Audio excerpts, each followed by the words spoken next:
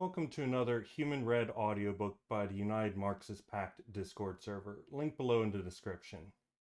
In this series, we continue our investigation into the initial construction, the organizational structure, and the principles and tactics of the foreign worker organization capable of seizing political power and establishing the revolutionary proletarian dictatorship and communality, which can in turn produce a communist mode of production through the shared class interests of the workers of the entire world.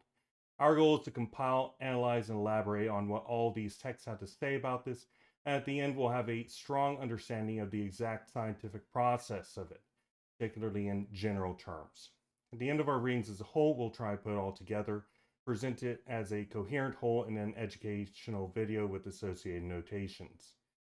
So this is a long series of pieces that are in one large text called the Communist Party and Tradition of the Left by the ICP, the International Communist Party, the El Perito version, which is the Bordagas faction.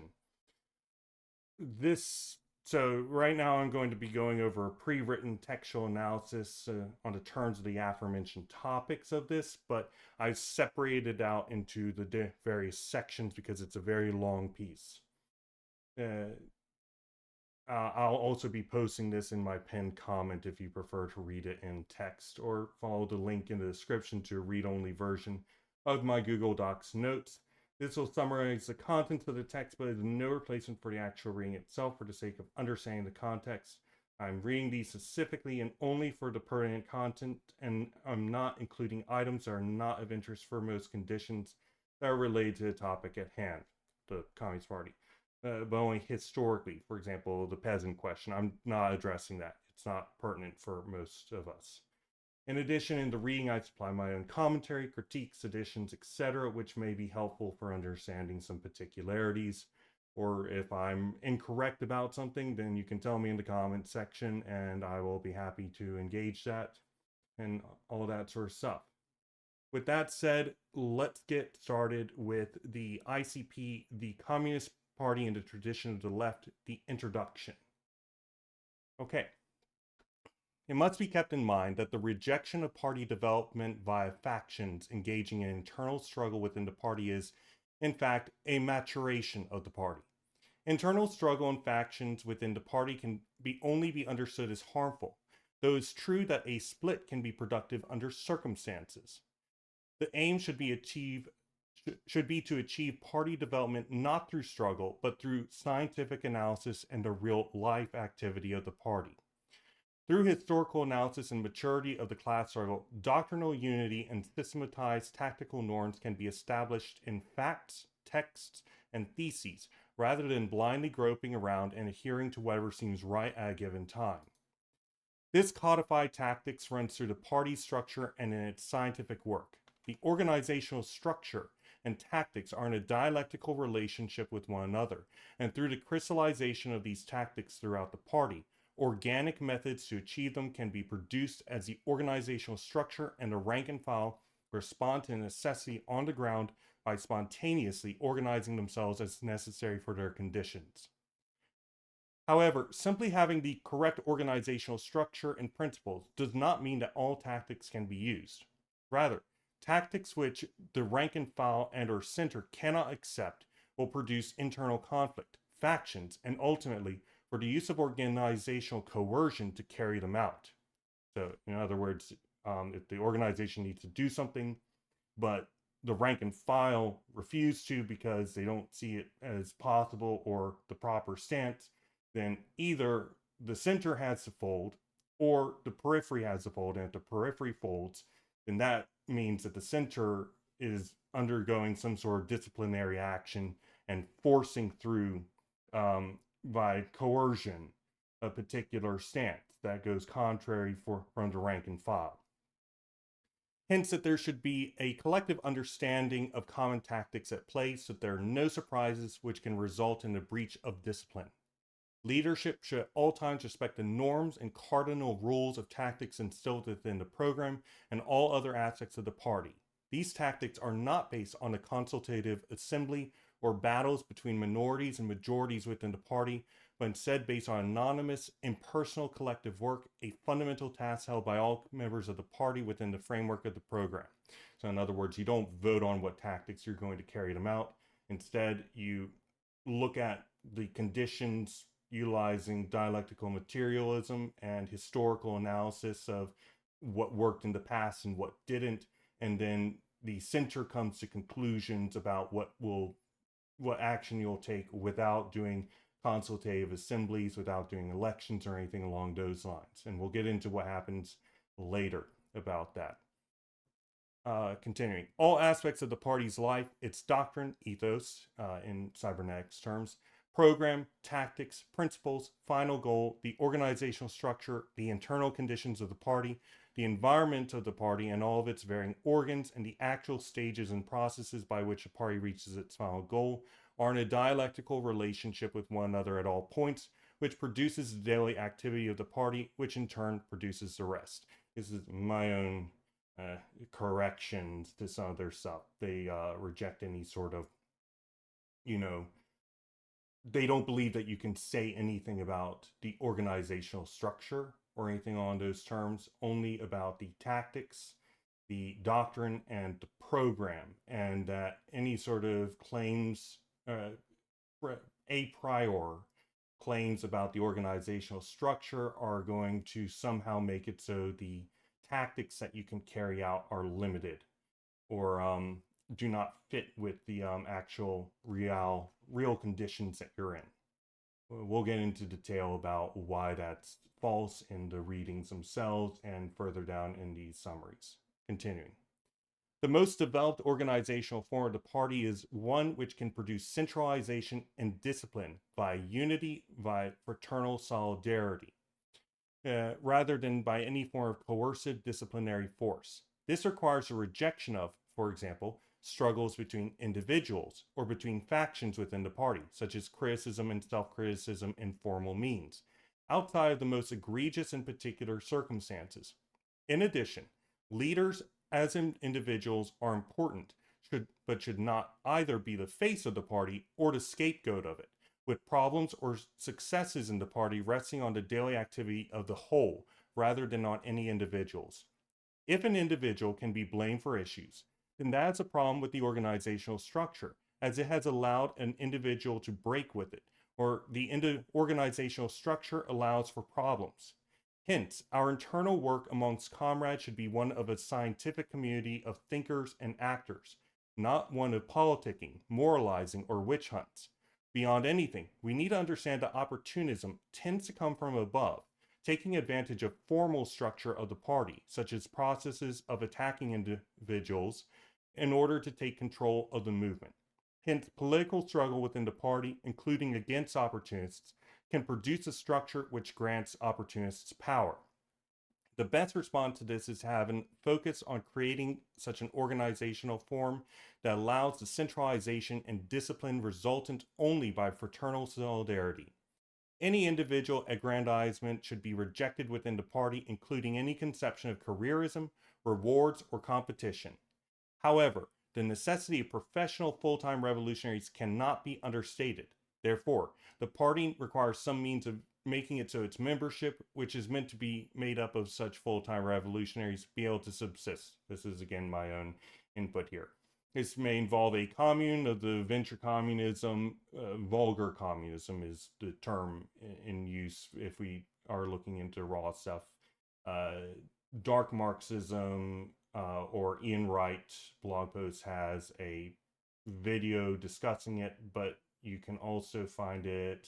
The Telecommunist, spelled Telekommunist manifesto.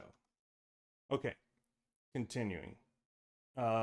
Conception put in place as the prefiguration of communist society. And we talked about this in the previous reading about Kamat, wherein he talks about the necessity of the Communist Party prefiguring communist society and having a structure and organizational methodology that essentially is a negative transcendence, would be my terminology here.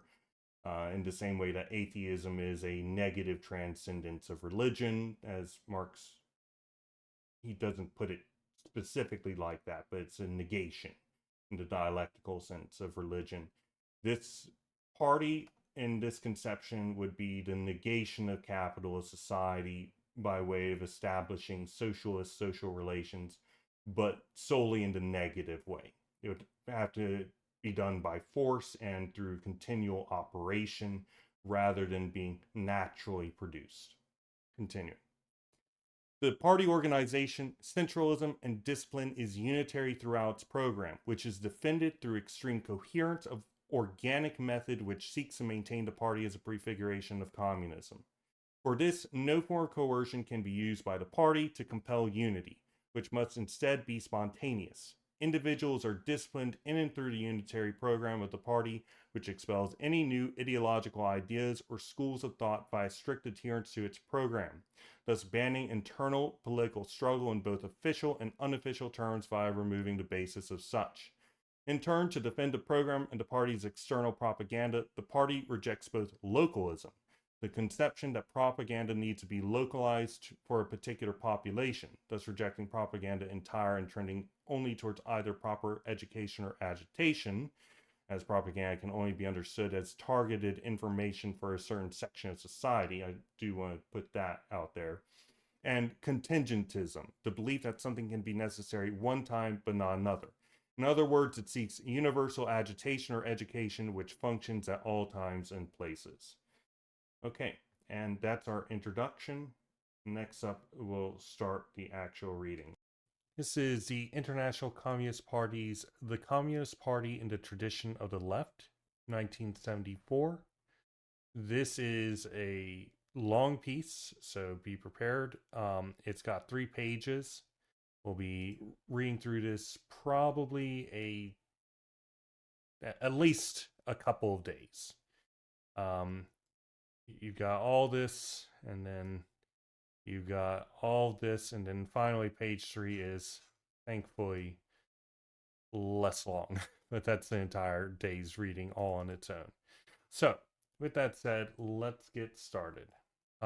So part 1 has the chapters Centralism and Discipline, the cornerstone of party organizations, to court centralism, and the differentiation of functions. And to be clear, this is kind of doing something similar to what we're doing, wherein we've extracted quotations of interest and we have explained them in here, right? That's kind of the format we've been doing. They're doing something a little similar, but they're doing it in order of topic rather than in order of work. We'll eventually do something similar to that and then re-break it down and so on and so forth. So then part 2 has the historical party and the formal party joining the party as organization of men, the party as prefiguration of communist society. Then part 3 is the model organization, guarantees, currents and fractions, the right place for ideological terror and organizational pressure, and the political struggle within the party. Part 4 has the party structure, the party's phases of development, the party and the Third International, the democratic centralism and organic centralism, the real life of the party. And then finally, we've got part 5, the party's tactics.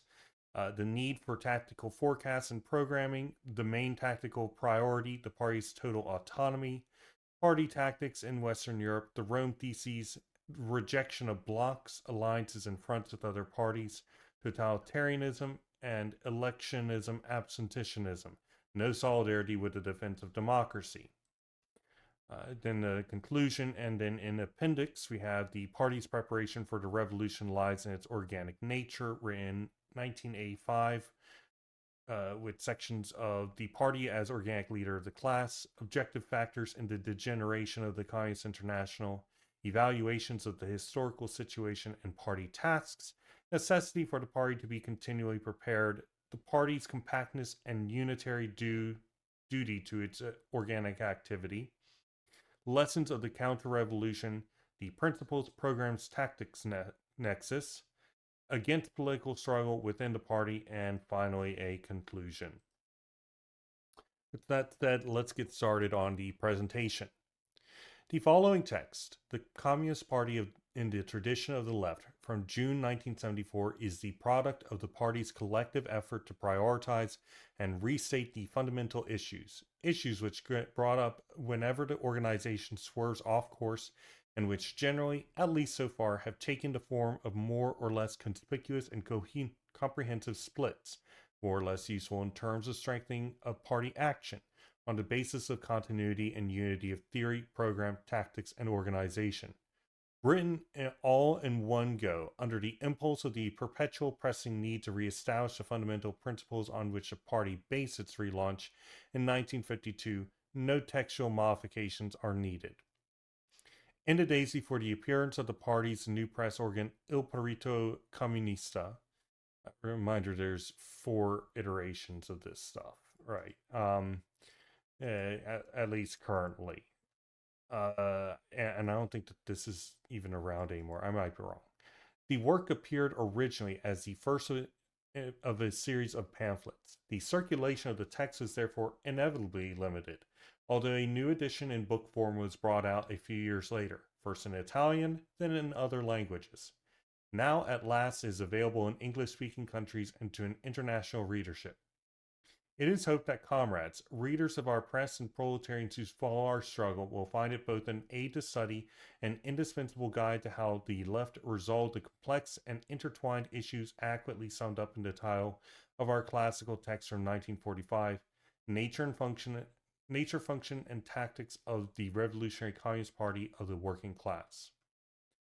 Explained in that work, using our powerful and impersonal historical method, is the Marxist school's perfectly consistent definition of the Communist Party, which, after the destruction of the Third International, has been uniquely represented by the Communist left's tradition of positions and struggles.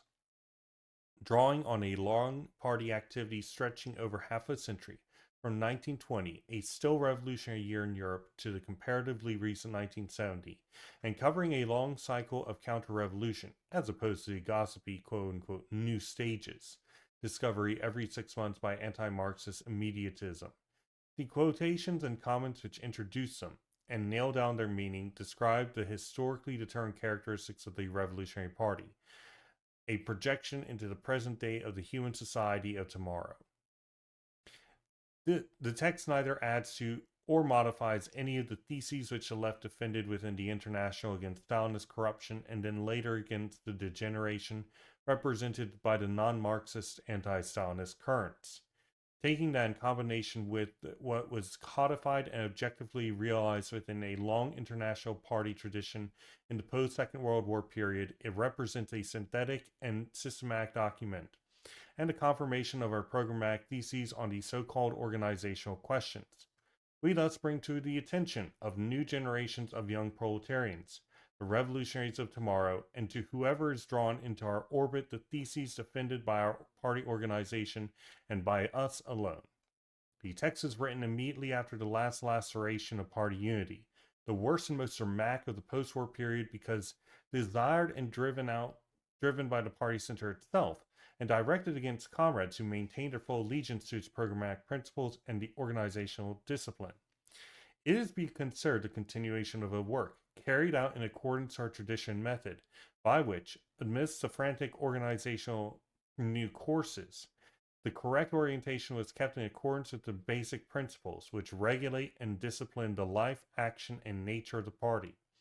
A work that was presented to the organization as a whole as a way of preventing it losing its revolutionary bearings. The text was circulated at the time as an internal document, exclusively aimed at party comrades in the center.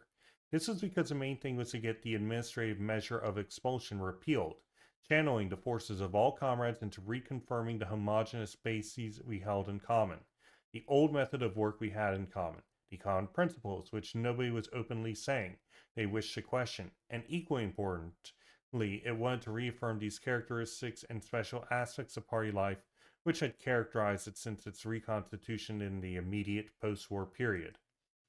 I wonder what war they're talking about. This This was written in 1970.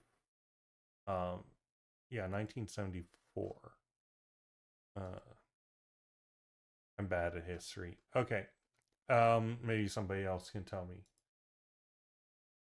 So, a party texan, a party work rather than a polemical document or indictment of secessionism against an alleged, quote, other side. In the introduction of the time we read, rejected by the center as total and absolute rubbish, this work is a modest contribution which amplifies a proposal made some years ago. Maybe if the Compass hadn't spun out of control, it would have appeared in the columns of Programa Comunista instead of all those dubious articles on organization. End quote. We had to admit that the Compass had spun out of control, and irreversibly so. Since then, the two organizations have pursued their own respective paths. We have no further demands or reproaches to put forward.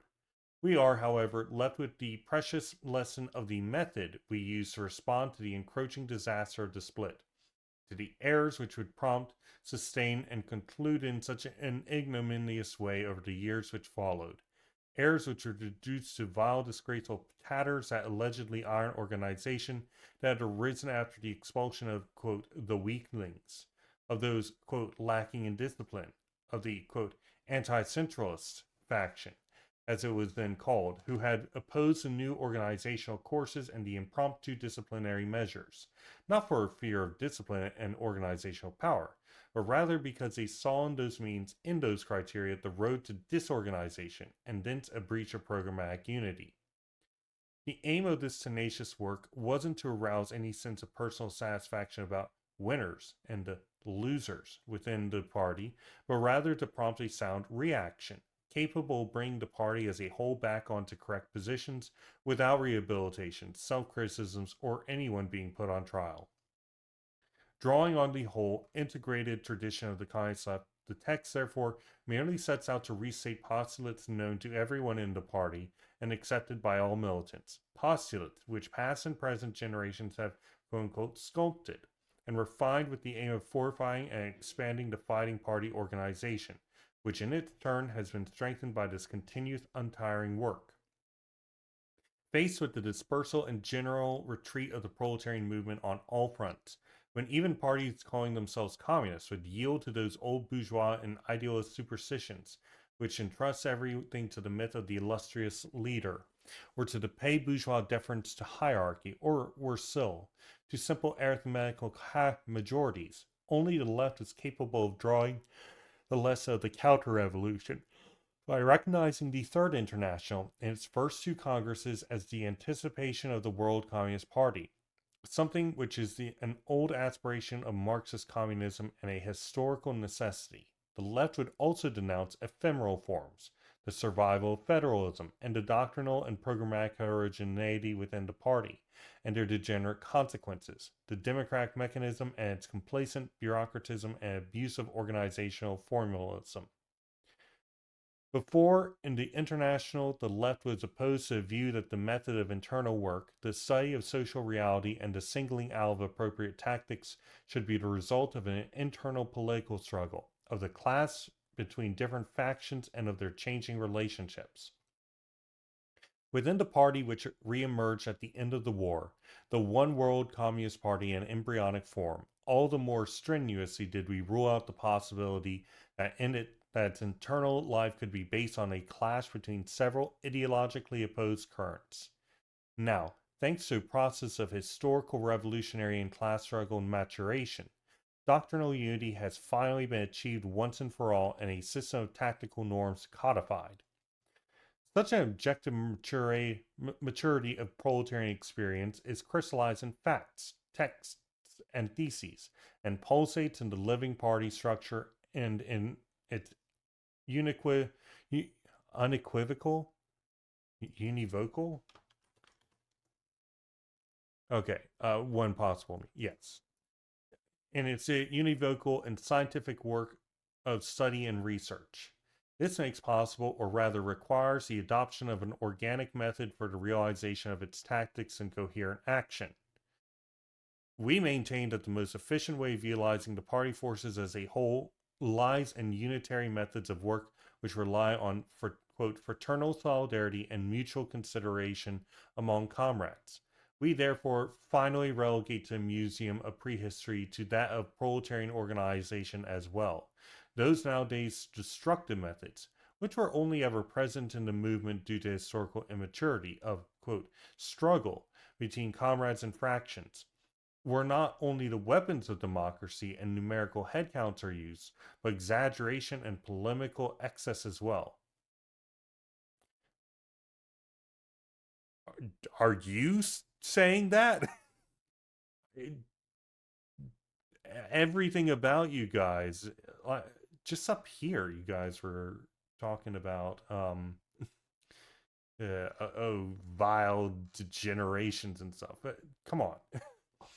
Uh, anyway, putting aside the hypocrisy, to the point indeed that the left fraction would have to put up with personal attacks, slanders, gossip, maneuvers between prominent leaders, and manipulations of the much adulated rank and file. Finally, we could rule out the habit of, quote, personifying the party and, quote, personifying errors, according to which it is only through the authoritativeness of a, quote, leader that the party can discern the correct political line, or vice versa, ascribe errors to some, quote, culprit's deviation. In the World Revolutionary Party, the hunt for the correct tactical line was at last possible without the need to waste an absurd amount of energy in factional struggles, the, quote, sport of fractionism within the Third International. The goal was no longer defeating, numerically overwhelming, or expelling from the organizational leadership a given group of comrades by using any means necessary, but rather convincing the whole party organism of the correctness of the tactical line and thus reinforcing the movement's unity. Okay, we're going to grab this and we're going to come back to this in just a second. I wanted to read this next paragraph. We knew that what the objection would be. The party, still subject to the pressures of the bourgeois environment, should defend itself from spurious ideologies and lines that try to penetrate it. With our clear theses and wishing to avoid all useless moralizing or witch hunts, we simply answered that the experience had taught us that the opportunist involution of parties had always been manipulated from above by artfully flaunting numerical majorities and invoking formal discipline. Introducing the practice of engaging in political struggle within the party thus meant handing it over to the very people it was supposed to be fighting against. The party can, and indeed must, defend itself from the terrible permanent pressure of the external environment with the same methods it uses to govern its organic life. The latter is not an aesthetical luxury or formal liturgy to be set aside whenever we move from the, quote, stage of theoretical research, end quote, to that of, quote, class struggle, end quote. The one defense the party has is the extreme coherence of its organic method. Okay, that didn't actually explain anything, but sure. We'll think about what that has to say, and maybe we'll be able to figure out some stuff. Let's read through this real quick. The rejection of party development by fractions engaging in internal struggle within the party is a maturation of the party. Through historical analysis and the maturity of the class struggle, doctrinal unity and systematized tactical norms can be established in facts, texts, and theses. So basically, set of tactics is developed for pretty much any situation, dynamic, and so on and so forth, and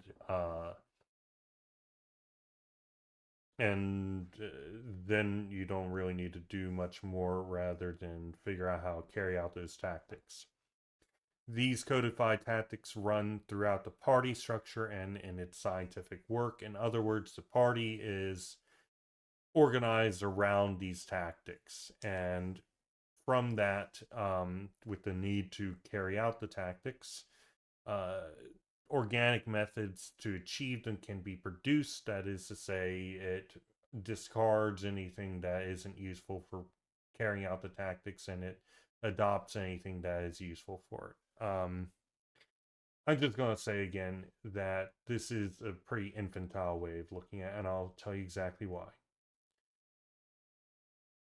Let us say that your community gets together and says, we've not had a fire in 10 years. And it's expensive and it's got a lot of manpower to have such a fine, um, you know, fire station all this time. So they say, we're going to cut funding. In fact, we're going to close down the fire station. Maybe 5 years, 10 years, 20 years, it doesn't matter. Just sometime in the future, a fire happens. And then everybody's scrambling to construct from the ground up or to take what little firefighters that they have in order to do that. No, you need an organization that can get on the ground at a moment's notice, even when they were not necessary for potentially years on the ground, because I guarantee you will be sorry if you do not have this thing, even when it seems at a given time to not be useful or to be harmful, right? It's kind of like vestigial stuff in human bodies, right? There's all sorts of vestigial old DNA caused by viruses and whatnot from hundreds of millions of years ago that don't exist anymore. And yeah, you could probably take those out. But do you really know what's behind those things? What else those things are important for? Who knows? Um, you have to be pretty confident, especially if the conditions which necessitate it, like the existence of the possibility of fire, may at some point require it. And it might not be on the regular time frame that produces it, but you just gotta be ready for that. Anyway, back to this. So the most developed organizational form of the party is one which can produce centralization. Um, oops.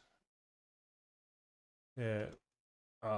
Via centralization with unity via fraternal solidarity. In other words, people just get along because and centralized because the society itself produces unity. This involves a rejection of such things as struggles between individuals and factions within the party, such as criticism and self criticism. The prefiguration of communist society is supposed to take care of this. Good luck. Okay. All right. So leaders are important, but should not be the face of the party or the scapegoats of it. Problems within the party or its successes rest on the daily activity of the whole, not on individuals. Our internal work amongst comrades should be one of scientific community of thinkers and actors, not one of politicking, moralizing, or witch hunts. Scientific community is very political, I'm afraid. It shouldn't be, but it is. These sorts of things occur. Uh, and we do the best that we can to reduce it, but we just gotta recognize that it exists within the scientific community. And you could probably adopt some of the tactics used within that in order to deal with those sorts of things. Anyway, opportunism tends to come from above, taking advantage of formal structures in the party in order to take control of the movement. Political struggle within the party, including against opportunists, can produce the structures to grant opportunist power. So, in other words, you might say, we need to establish criticism and self criticism in order to expel the opportunists from positions within the party. And then they happen to outpolitic the anti-opportunists and put themselves into position to discipline the rest of the party, and then they do actually take control of the party while you're hoist on your own poignard.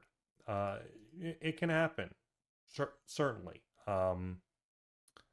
Again, this kind of rests on the this argument, though, I think is weak. Again, because essentially they're saying, oh, hey, the methods that you use to defend yourself can be turned against you. Absolutely. That's always the case. Their argument for the way that this gets defeated is through everybody agreeing and anything that's not useful for a given period gets abandoned, and anything that is needed at a given period gets organically produced, right? This again holds problems. This is spontaneous. This is the, oh, what is it called? The tyranny of the tyranny of uh we talked tyranny of structurelessness. That's right. We talked about this. And yes, you've got your program, sure, but unless your program has some structure in which it goes and says any organizational form that gets produced and is not doing such and such within a given time period is to be dissolved, right? And this is an inherently political act. This is an inherently organizational structural act which is imposed on the whole of the organization. It has nothing to do with the organic structure or anything along those lines. In fact, it's a fundamental rejection of it. And again, you need firefighters even when you don't think you do. Even when everybody's living in stone houses and it rains all the time, eventually you're gonna need your firefighters. Okay, so again, it says the party defends itself while being the prefiguration of communism, classless society from the external bourgeois order through extreme coherence of organic method. Again, it's just breaking down and reconstructing over and over again according to what's ever useful at a given time as a way to make it so, the organizational forms within the party can't ever get solidified and potentially become conservative. Good luck doing this. I can tell you straight out, this will not work. There's no organization of any degree of success that does this, because any organization understands that has to have internal methods of dealing with problems that go beyond it, right? It's your firefighters. It's really your stuff that you don't think that you need at a given time that you actually do need. Anyway, back to the text. Where were we?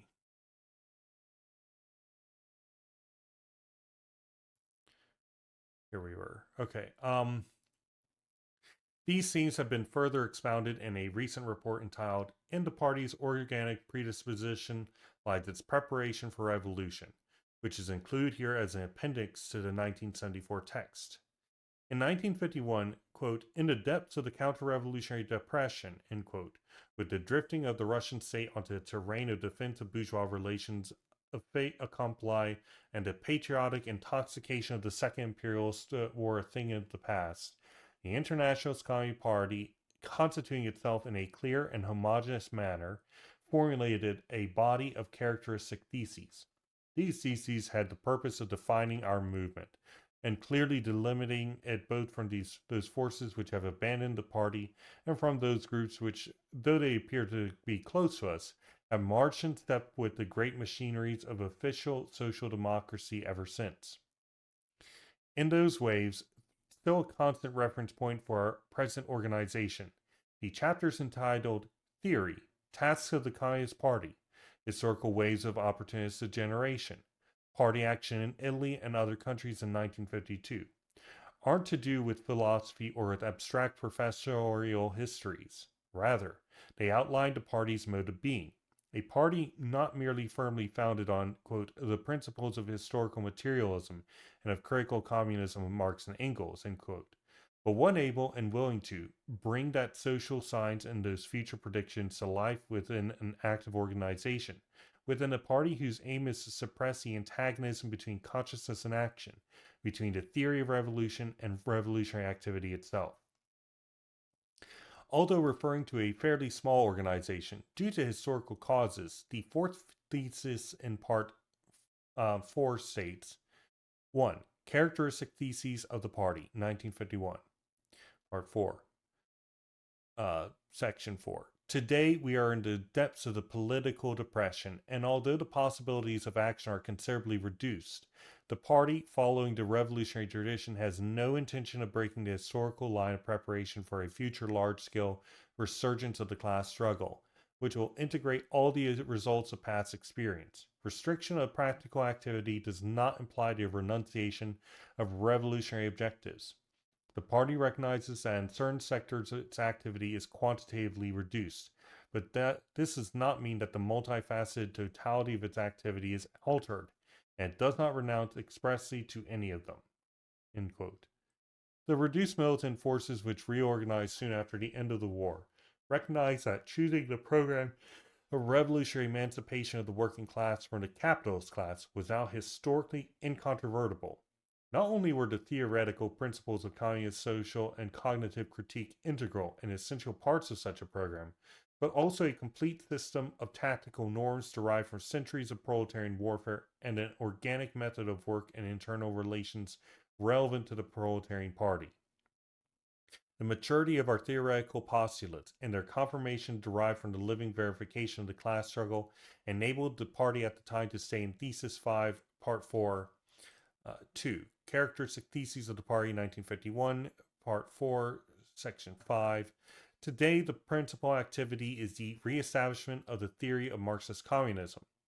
That is why the party will present no new doctrines, but will instead reaffirm the full validity of the fundamental theses of revolutionary Marxism, which are amply confirmed by facts. Because the proletariat is the last class to be exploited, and consequently, in its turn, will exploit no one, the doctrine which arose alongside the class can neither be changed nor reformed. The development of capitalism from its inception until now has confirmed and continues to confirm the Marxist theorems set out in the fundamental texts. The alleged, quote, innovations and, quote, teachings of the last 30 years have only confirmed that capitalism is still alive and must be overthrown, end quote. The consequence of our trust in science and the scientific method is the conviction that the program isn't something we invent, rediscover, or update, especially nowadays. The revolutionary program already exists in the awful reality of proletarian defeats and the putrefaction of the bourgeois universe. The revolutionary program, in a doctrinal sense, has existed for a century and a half, with the last refinements being added by the Marxist left, who codified the lessons derived from the culminating point of the proletarian advance, the Russian Revolution, and from that first pulsing realization of the anticipated one, worldwide direction of the insurgent proletariat, the Third International. And from then on, the party's task has been to preserve this outlook, to keep the signs of subversion alive. In the amorphous present, the party's task is to seek the confirmation of its theorems in contemporary and past events, rather than trying to find new exceptions to them. Since the time of the Third International, the party, remaining true to its historical tradition, has devoted itself, within what the theses would refer to as, quote, merely quantitative, end quote, limitations, to the impersonal and indispensable work of defending communist continuity. We postulate the organized form of the party type, which since 1848 at least had been the appropriate form for a conscious and unique proletarian organization capable of accommodating the militant communists whenever there is the slightest chance of it existing. So unitary party organization then, as unitary as our program, and as devoid of the clash of conflicting interests as the world we are fighting for. Centralism and discipline derived from monolithicity of program, rather than be construed as administrative or terrorist coercion. For example, criticism and self-criticism, or kicking people out of the party if they don't comply, etc. Discipline in the party is and can only be spontaneous, the natural way of life of an organizational body which is entirely focused on one end, and well aware of the route and all the detours and danger on the path to achieving that end. Discipline in the strongest sense, organic discipline, is the only possible in the Communist Party. It is only possible in the Communist Party. That is why, as opposed to within organizations of the dying class society, the call for discipline within the party doesn't have the recourse to coercion. since all that could be assumed in any non-individual lack of discipline was that it had to be something about the party's work at a deeper level, which is causing it to stray from its historical path. Since the birth of new schools or ideologies inside the communist movement is ruled out at a theoretical level, we take the position that the internal political struggle, the fractions battling amongst themselves, can be banned inside the party. Whatever the party is divided into two groups, it leads to the death of that party and the birth of a new organization in reaction to the degeneration of the old. Events from the past and recently history of our movement show this only too clearly. The concept of the Communist Party outlined in the theses rejects all localism and contingentism, I see, in the work of defending the program or in the party's external propaganda. They are stale residues of pay bourgeois social strata who, restricted by the narrow horizon of the club or local quote unquote study group, think that they can, quote, make their own way to the party, end quote. But these winding and tortuous new paths, compared to the broad highway of the old, tried and tested, and impersonal method of the party are impassable, and they lead precisely nowhere. Okay, so we're going to grab this. So the party organization, centralism, and discipline is unitary through the program. No form of coercion can be used by the party to compel this unity, rather it must be spontaneous. It is only through the party with the unitary program that individuals and through the party can be disciplined. The party does expel any new ideological ideas or schools of thought, and internal political struggle is banned as well. I'd like to know how this is done without some overarching thing, but I guess that's part of the program itself. And the program is kind of taking the form of the Constitution. Okay, continuing. Within the party and only within the party, we see these social relations typical of the future society realized. Firmly resisting the powerful influences of the external environment, it is only within the party that the bourgeois superstition of the quote, person is rejected as a false abstraction of the ascendant bourgeoisie and condemned along with its mercantile accessory careers, rewards, and competition. Okay, so this first part, the denial of the individual, I've already addressed this. This is nowhere in Marx, and quite the opposite. The individual is developed in and through society, and there is fundamentally an egoist reading of Marx, and there should be. One should approach him as somebody searching for this humanist connection. Eventually, when I get back to recording the readings of the Cosmo production, we'll get back to that. But with that said, this is correct. We need to reject careerism and conception of rewards or competition within the party.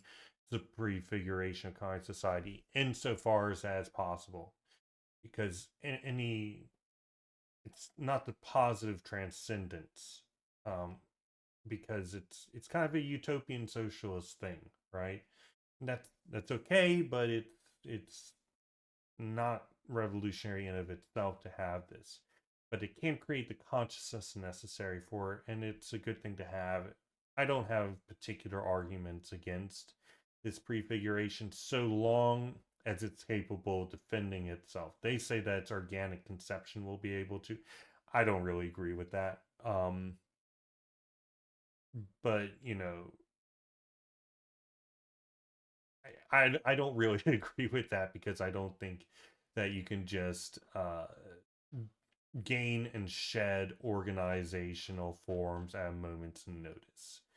I don't care how dynamic you are, and also there are fundamental organizational structures which exist regardless within all organizations, to say nothing of the fact that the party form itself has some determined necessary organizational formulas and so on and so forth, like the tactics, the organizational form, the principles, the program are all in dialectical relation with one another, just as the internal and the external are in a dialectical relation. One influences the other. One cannot have one without the other. These things are all intertwined necessarily. So you have to start from that understanding.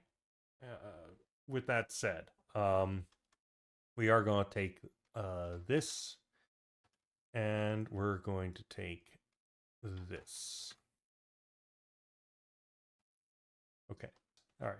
So, to defend a program, external program, the party rejects localism, the conception that propaganda needs to be localized for a particular population. I'm just going to say this is a definition of propaganda. If I'm talking to co-workers, I'm going to talk to them about their own personal situations. This is localism right here. This is the localization for a particular population about their particular class interests in their particular time and place. They're having issues because their bosses are doing some specific thing. Yes, I'm going to connect it to a larger point, but I'm also going to talk to them on their own level, right? Um, what they're talking about is a widespread, open thing, which is fundamentally agitation. Lenin actually makes a distinction, if I remember correctly, or maybe it was them themselves many times earlier, wherein you got these wide sweeping slogans that address everybody all at once, as agitation, and then you got propaganda, which is a more in-depth thing focused at particular population groups that can hear and think about this particular thing. It's only once you get into really real education within the party itself that you can really do this in-depth, hey, look, this is all interconnected on this level, and here's the theory to back it up, and read this, and this, right? But this is about external propaganda right here. Defending the program or the party's external propaganda. This doesn't work. This does not work. By all means, give it your best go, but it doesn't work. And then it also rejects contingentism, the belief that something can be necessary at one time but at another. Okay, so I'm just going to say Einstein had a saying for this, something about doing the same thing over and expecting a different result. Yeah, this is what this is. Yes, you want universalism as much as possible. Um, But with external propaganda, if one thing doesn't work, then you should probably try something else. And then this thing goes in and says, oh, hey, this is a pay bourgeois ideology, right? Uh, Narrow horizon of the club who think that they can make their own way to a party. In other words, uh, only the pay bourgeois strata would ever go and propagandize to workers about their own about the workers' own positions, in order to try and get them to be agitated enough to join the party, right? Only the pay bourgeois strata would.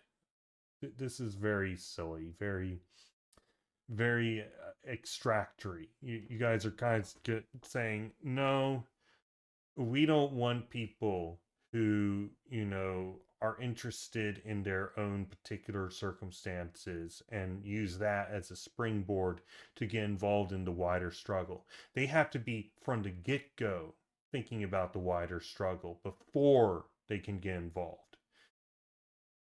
I understand the reasoning. It's dog shit, though, for anybody who's trying to organize and get people actually involved in anything. It's only on this basis that you're going to get the mass spontaneous support. It is only on this basis that propaganda exists. If you're not doing this, there's no point in propaganda because it's not propaganda at that point. It's either just base agitation, empty phrases, or it is an in-depth sitting each individual down and engaging in revolutionary pedagogy, which is great, but you can't do it on any realistic time frame with people in general.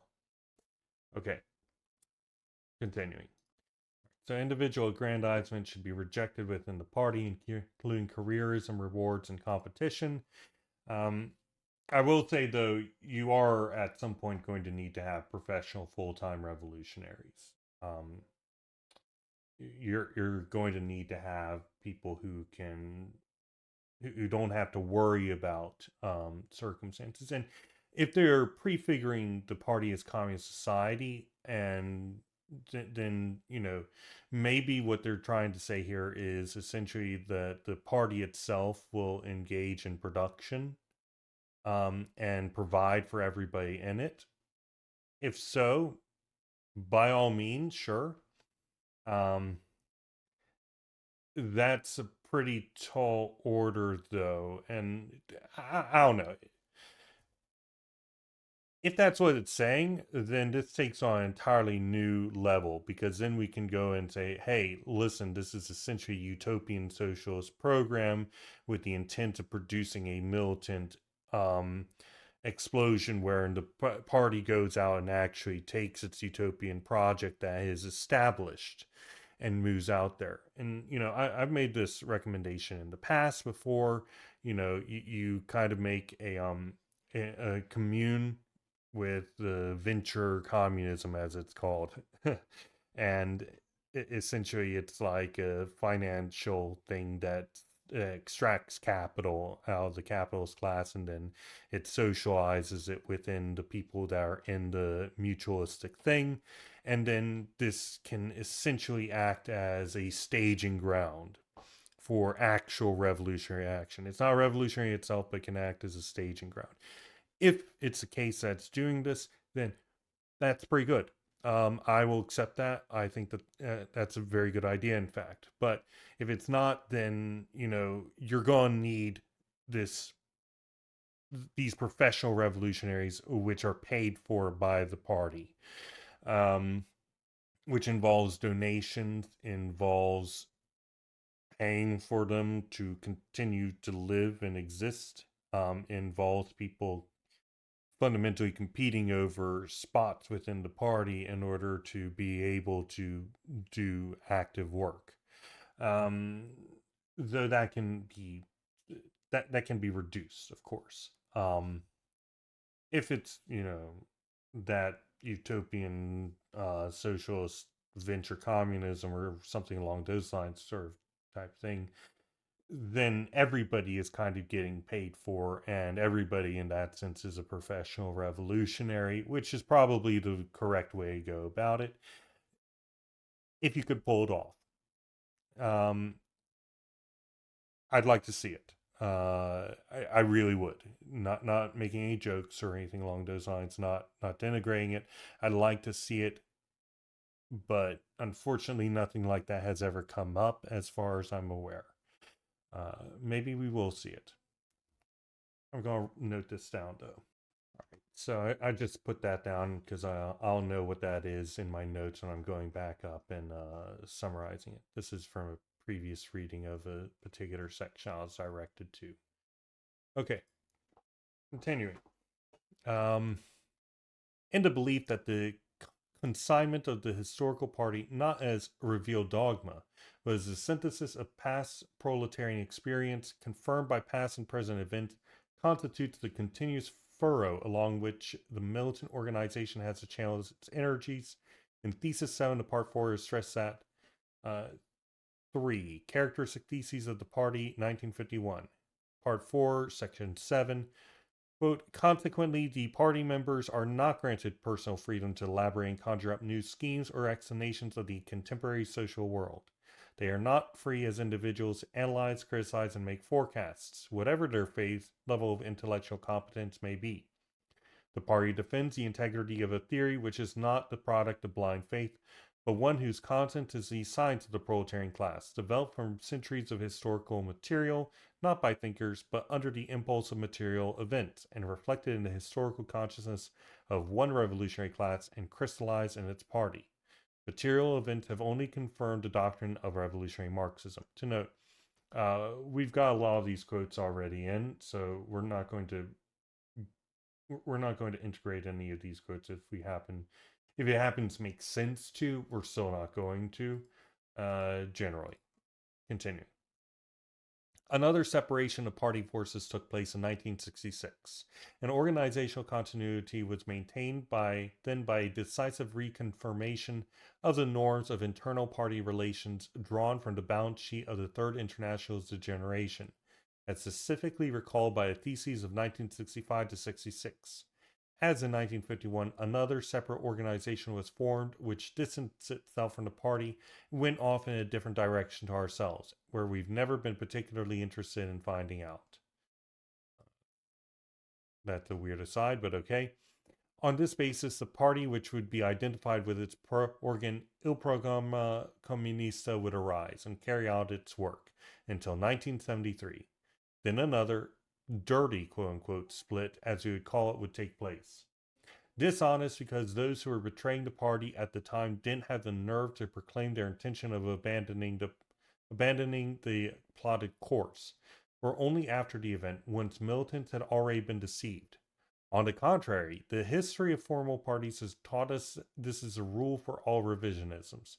They did it while making a show of reverence as formal as it was hypocritical for the great names of illustrious men and for abstract principles kept on ice to be branched at the right moment. Unlike former splits, the one in 1973 was particularly murky and deeply felt because, for the first time since 1951, crisis and fractionalism involved the steering center of the organization too. In 1973, the material fact of the expulsion from Programma of a significant party organization in itself provoked the existence of two separate parties, each of them following their own path.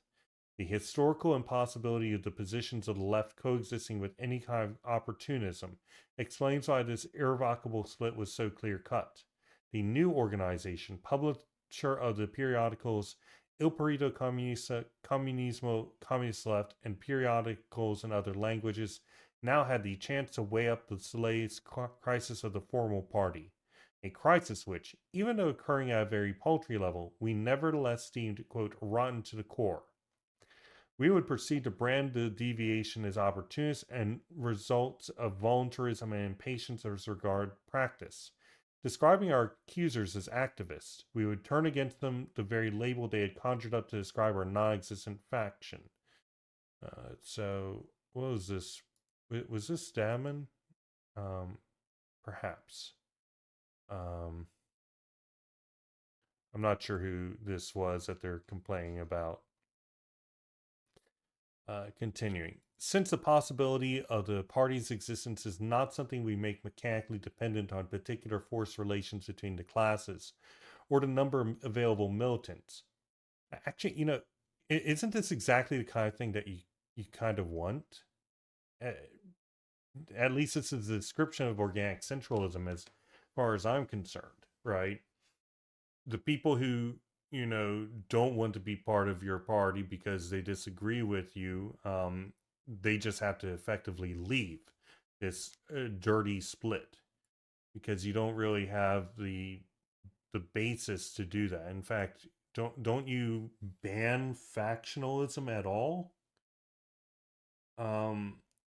That's my understanding. How could it be any other way? Um, And literally, you're just saying you turned all the insults they gave to you against them. This is kind of like the papal schism, where the Pope on one side says, "I'm excommunicating you for being anti-Christian or whatever it was," and then the other Pope goes in and says, "Well, I'm excommunicating you for being anti-Christian." So, I mean, this isn't helpful. You also said that you didn't. No, this was a different one where you didn't even bother investigating why they left or what they did with themselves. So, I mean, I don't even know what this has to say. It's not said anything of note. It's just complained about the necessary results of this rejection of any formalism or anything along those lines. Um, did they even have a basis to proclaim their intention to leave? Okay, anyway. Since the possibilities of the party's existence is not something we make mechanically dependent on particular force relations between the classes or the number of available militants, but rather on everyone's absolute acceptance of the unique, unchanging, and monolithic program. Our party, small though it was pressed on with the quote serious work and embarked on in 1951, that preventing defections from the impending pressure of the bourgeois world from breaking the quote thread of time. Oh, I see. Basically, the historical theoretical work, which continues and intact, is passed on from one generation of militants to the other. In 1973, where you weren't just fighting over a couple of deviations or just about some of the more vexed questions. Above all, we are defending our very concept of the Communist Party. And that was the ultimate test insofar as keeping the conscious proletarian organization alive is both the most important revolutionary action of all and a scorching theoretical defeat for our enemy towering above us. Sure, bro, if you say so. I think that while your enemy towers above you, they are still winning, even if you manage to squalor in the mud a little bit and manage to make yourself some more comfortable while on the ground. That's not a defeat of the enemy that you made yourself more comfortable on the ground. That's still a failure. Continuing. Therefore, from the moment of separation from the old organization, we had nothing more to do with it and felt no obligation to pronounce judgment on how it has gradually distanced itself from the left. Over recent decades, the party has persevered in the theses of Naples since in quote in sculpting the distinctive features of its doctrine, actions, and tactics in the same unique method over space and time. End quote. And the certainty that the present day work of the party, if it survives, will be in the future a very powerful factor in accelerating the reconstruction of the large scale party of the revolution. And let us not rule out the possibility of a future rebirth of the proletarian party in other countries or continents anywhere, exclusively through rediscovery and rereading of the texts and of history. We maintain, however, that this process, otherwise long and tortuous, can be made far shorter and more direct by the presence of a party, even a small one, capable of handing down the thread and norms and the formula which are synthetic and conclusive in the historical sense of our science. The current state of society being no worse than 1951, the party is proud to have been able to maintain, throughout the longest ever reflux of the world revolution, this small continuance of left wing Marxism, and not just as, quote, theses and texts, end quote, but also as a living and active organ. Since our movement now lacks famous men whose now, quote, useless genius, there is no further enlightenment to be drawn, and personal and collective party work is the only way we can really get to grips with proletarian social science, and hope to see beyond the mists of the present amorphous environment. We don't believe we need to change our theses or add to them, away from a stupid organizational arrogance, devoid of programmatic content, typical of all opportunism, by the way, including recent examples, and not emotionally attached to any particular organization per se. We confirm our claim, alone against all of the various updaters and reconsiderers, to full and exclusive continuity with these theses, with that party which had the revolutionary instinct and dialectical strength to proclaim itself as such in the face of the stammerings and spontaneistic rationalism and realpolitik skepticism. Sure. The final part of the present work, the fifth, is dedicated to the crucial issue of tactics, the practical action of the party at various times and at different places, the knotty problem which needs unraveling in preparation for the revolutionary attack, and which, conversely, of all the areas in which the party organization operates, is the most delicate and complex because conducted in the white heat of the social struggle. As in the previous sections, there's an introduction to the fifth part, which provides a synthetic overview of the party's general tactical plan. This is followed by an ample set of quotations, subdivided into 6 chapters, drawn from the fundamental texts of revolutionary communism and from our uncorrupted tradition of struggle against Stalinism and opportunism, which clearly demonstrate the invariance of the filo rosso. What is this?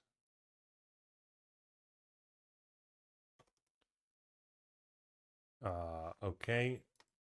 Villa Rosso, Google Translate. I need to just add Google Translate to my thing. Red thread. Okay. I don't know what that means, but sure. Wending its way through generations of men and political formations. The tactical sphere, like the organizational one dealt with in the preceding sections, has always been one of the points of major criticality, the starting point for some of the party's most dangerous deviations. Many party structures founded or refounded on very solid doctrinarian and organizational bases, and even on the wave of victorious revolution, have been distorted of all recognition in the space of a couple years because they thought that possession of sound principles made the use of any maneuver permissible, or worse still, that a strong and disciplined organization made any tactical about face permissible. That's a painful corollary of such a tactical degringolade. That's probably degradation, but translate. Tumble. Okay. Such a tactical tumble is then inevitably accompanied by the degeneration of relations within the party, by the appearance of fractionalism from above, by methods of organizational coercion, and by out and out political struggle. This is something the century old history of the class organ party has taught us as a definitive lesson. Okay. Well, this just says a warning. Right. So simply having correct organizational structure and principles does not mean any and all tactics can be used. Tactics which a rank and file and or center cannot accept will produce internal conflict, factions, and force the use of organizational coercion to carry them out because, members will refuse to carry out tactics that they reject. So unless you're a military organization, which eventually you will need to become when the conditions require it. You know, you can't have organizational. You have to have organizational coercion in order to get people to do it. Or if you do get a bunch of shitty people to within the party to do it, then the people who reject that will be like, why the hell did you have this done? And stuff like that. Uh, I do think that this is part of a education thing, but anyway, similarly, because if you have a liberal in the party, and then you talk about the need for doing something like robbing a bank, right, to get resources, because that's what the Bolsheviks did. They had Stalin and others rob banks so that they could get funds. And then, your liberal pacifist comes in and says, "Oh no, you can't do that. That's immoral. I'm going to agitate in the party against that." Um, it's like, no, bro, it's a fucking bank. Fuck these guys. Anyway, similarly, having a rigid framework to contain the short list of tactical options bolsters and reinforces unity, compactness, and therefore discipline within the entire party collective. Okay, so basically they're saying, hey, if everybody is aware of what potential tactics they could be asked to carry out, then they'll be happy about it. Yeah, sure, to a limited degree. Um, where was I? Which no longer has to be subjected to the tactical inventions of the movement's leadership, because the latter in its turn is obliged to respect norms and cardinal rules as binding on the rank and file as on the leadership. Norms and cardinal rules shared by all and known by all, and on whose basis the party itself is formed. Therefore, it is not to consultative assemblies battled between minorities and majorities, or to more or less brilliant leaders that the carrying out of tactical plans will be entrusted, but to an organ of anonymous appearance, substantiated by an anonymous, impersonal, and collective work, considered as a task of the entire party collective, all the more efficient inasmuch as it is firmly connected to that tradition and the historical method which the party has understood and made its own. send one of these people to military school.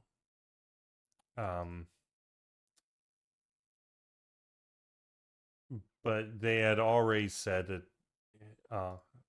Okay, they had already said that they didn't have intellectual giants or whatever it was that they said anymore, because Bordiga had passed and Damon had left the party, among other things, right? So it just goes to show. This doesn't have any strong thing to do with this, but um, I used to play a game called Guild Wars 2, and it had a very interesting player versus player option called World versus World. And this would have fights of 80 people on 3 different teams, sometimes on um, 3 different maps each. So that would be 80, so that would be 240 times 4. Um, so you'd have thousands of people, but one of the major things that was going on was the need for commanders. And this is so important because essentially you make your ball of death as you're running around. It's a little silly because you're 80 people standing all on top of your commander who is taking you around all these places, and everybody needs to be in lockstep at all times. You don't even necessarily understand what's going on so long as you're capable of following orders and pressing your buttons at the right time. It's an interesting game mode. Check it out on YouTube or something like that. And there are places that are good for fighting and places that are bad. It A lot of the time it depends on the terrain that you're going on. You you want to bait out your enemy and then move in and move out and so on and so forth. And all these are structured tactics. And ideally, the people who are just the normal people who are playing know these tactics at least and instinctually rather than having to rely on the commander doing all the callouts and stuff. However, I can tell you right now that it doesn't matter what your tactics are written down. No battle survives no tactic, no strategy survives contact with the enemy. The second that you actually get on the ground and start taking actions, all this stuff written down will go out the window. And it's nice to have it written down, and it is so freaking important to have experience, to have proper leadership, to have discipline, and people working in concert. You cannot understate this on anything. I'm talking about the game right now, but this goes to the party. This goes for all that sort of stuff. You need these sorts of tactical, both large and small group tactics in order to do this up. But if you ever think that you can get by with just not developing your tactics in the moment to fit the terrain of the struggle that you're on, then you've lost your goddamn mind. You've lost your mind. Your enemy at all times is going to be looking at what you're doing and responding to that. That's what they're going to do. And then you gotta respond to what they are doing. And then they're going to respond to what you're doing, and back and forth, back and forth. This is the historical stuff that's going on. And the class struggle is just like this. The actions and tactical methods of the party are just like this. This is incontestable. This is reality. Um, so yes, it's nice to have a list of tactics. Oh yes, you need to corrupt boons and you need to run to this particular area for the best chances of dealing with this circumstance. But it's not always going to work, right? It's you gotta be prepared to jump and do something different at all times. And that's when leaders come out. That's really when leaders develop. Uh, anyway, so let's put this down. All right, so there should be a collective understanding of common tactics at play. The party's rank and file membership, knowing what potential kinds of tactics they might be expected to carry out, will produce more disciplined, unified militants that know what they're doing. Leadership should respect the norms and cardinal rules of tactics instilled within the program. Yeah, again, no tactic, no plan survives contact with the enemy. And even if your tactics are within a particular realm, and this is a thing, right? A military will have essentially a set of tactical norms, and then those tactical norms will be informed by a wider strategy, a collection of operational activities, and so on and so forth. This would be that level in between strategy and tactics I continually forget. Um, and it's within those limitations, tactics can be done. If you've got a line of tanks, right? Um, you're going to have a ton of different tactics that you can carry out, and regularly new tactics are done within the limitations of this thing, which are aimed at achieving the strategic goals. Um, Sure. Okay. But this also involves the creation of new tactics on the fly, and the carrying out of them through the discipline of the soldiers who follow orders and have proper discipline. Uh, and maybe this is impossible when you don't have what they call coercive terrorism within the party. I don't know if that's the case. I certainly didn't need to be terrorized to follow orders within my group in the game, but that is also a game. Nobody's going to punish you for not doing it, so you might get kicked out of the group, but you can still just follow along. Anyway, the party's tactics are not based on consultative assemblies. The apparently, um, since you don't have any way of coercing action by people, and if the party militants reject um, the tactics, then you're fundamentally doing a consultation of the masses to determine whether or not tactics are in use or not. Just because it's not like official or something doesn't make it any less. um, Battles between minorities and majorities. So again, a rejection of electoralism. Uh, anyway, 5. They are based on anonymous and personal collective work as a fundamental task held by all members of the party within the framework of the program. Okay. Uh, let's move on. The group of statements which are brought together in the first chapter cover a 40-year time span, and within them, in the powerful dialectical and historical sense which we attribute to our doctrine, is combined the authority of the past, present, and future revolutionary militants who are the cornerstone of the tactics, which one could almost say supports the entire life of the party. The party lives and exists for the outside world, for the class which it historically defines partly through its tactics, as through its set of rules for action, which are necessarily the reflection, or rather the consequent accomplishment of its being, of its program, and of its historical principles, existing above and beyond changing historical circumstances or its more or less brilliant leaders. Tactics cannot be improvised.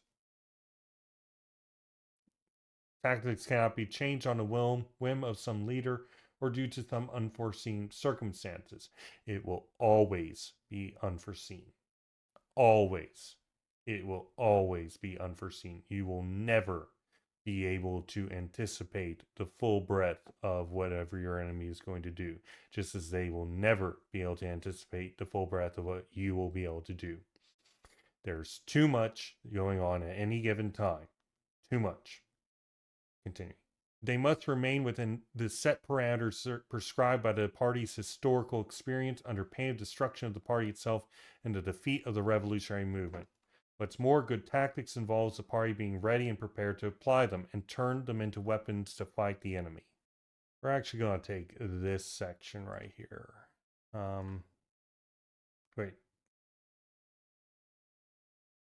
Yes, we're going to take this section right here. I'm not going to summarize it right now because I want to be sure that there's nothing down here. Actually, we emphasize the fact that our thesis on the party's absolute autonomy, which we alone subscribe to, which is discussed in the second chapter and the third reference to Rome theses, sums up the party's characteristic in the most complete and unmistakable way, distinguishing what makes it entirely distinctive and unique compared to every other organization. Not only of the proletariat, but every other organization which humanity as a whole has so far expressed, to the extent that in the living reality of today it represents the link between primitive communism and the advanced communism of the future. I hate that term. That was a terrible term. The proletariat can do without the kind of party which is only capable of leading it to new defeats. The proletariat needs a party which has learnt all it can from the past and is capable of leading it to the final victory against capitalism. The central question of tactics, therefore, is as follows. Only the party possesses the kind of tactics which enable it to tackle the questions of what action it should take in a conscious way. And that is why, in historical conditions, it can deploy a greater force than the capitalist state itself. It is a well-known fact that we often express this distinctive feature, this defining characteristic of the party, by the term reversal praxis, by which a relationship between action and consciousness is turned on its head.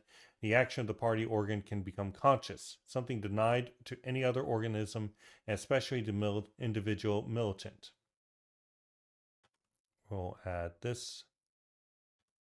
The thesis of the party's absolute autonomy from other parties, even self-styled proletarian or quote-unquote revolutionary ones, is clearly contained in the above. If the party were to mingle with other organizations, it would inevitably dilute its strength insofar as any numerical increase in its membership would limit its compactness and unitarity. The individual is actually the most compact and unitary being, because you cannot get more unitary than with yourself. There's a quantitative character to larger membership. This is incontestable. There comes a certain having more members means that you can take more and more developed tactical action. If you're a small military unit, you cannot actually, fucking do anything. You can do a lot. No, sorry, let me take that back. You can do a lot, but only of particular things. Whereas if you are a large unit, you can do far more things, and you can also split into many smaller units. And those small units can do all the same things that this other small unit can do, and it can also recombine to do the large stuff as well. So this is incorrect. This is fundamentally incorrect. Right? I cannot explain more the necessity of many people and the importance of having more people. Yes, compactness and unitary activity is necessary. By all means, search for it. But do not just let people go. Just do not say, oh, well, you don't agree with me, then you can fucking get out. Right? That's a terrible idea. It completely loses the dynamism of your organization.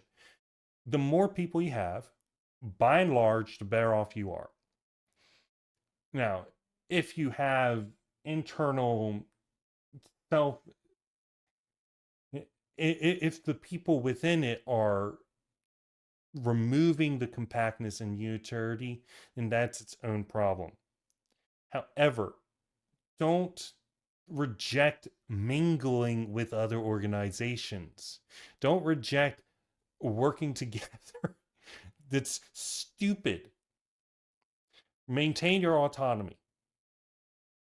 By all means, maintain your autonomy, but do not take that liberal bullshit that thinks that the existence of other people removes your autonomy, removes yourself as an individual. You are an individual in and through society. You need to recognize the existence of others and recognize your place alongside them and next to them and working with and or against them. This is a completely incorrect way of thinking about things. The position of the party's autonomy is not threatened by existing alongside other organizations, and it needs to be in relation with them. It needs to compare itself to them. It needs to work against them and alongside them and recognize itself as an individual. Okay. Clearly, absolute party autonomy is an essential requirement not just in the geohistorical areas of direct revolution, but also in those of double revolution. And the fact that in the latter case, the possibility of revolutionary alliances remains, whilst in the former case it does not, is the only difference between them. Okay. Continuing. That conscious action is attributed to the party is therefore at the heart of the communist conception of the party. A party whose action can be accurately predicted and coordinated with the required goals precisely because its action is collective rather than individual, and moreover is a simple sum of total individuals, but rather a collectivity, which, by unitarily connecting itself, specifically means a party action, specifically by means of party action, to the whole proletarian historical experience, expresses a power 100 times stronger than its merely numerical strength. Consequently, this implies that the party action is characterized by an essential unity in the conduct of its members, which is only possible if the requirements for action are, quote, summed up in clear rules of action, end quote, which the entire membership finds it possible to go along with independently of their individual consciousness. I don't actually understand this section. All right, so essentially it's saying that the party can accurately predict itself because it's collective. So it doesn't go off and do its own thing just automatically. And then through its action, it makes itself unitary and makes itself an active part of proletarian history.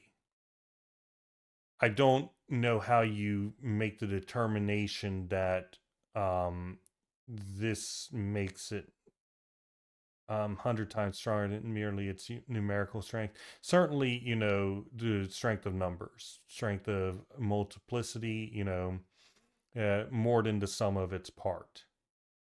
Okay, so it's saying it's more than the sum of its part. Sure. Okay. Uh, sure.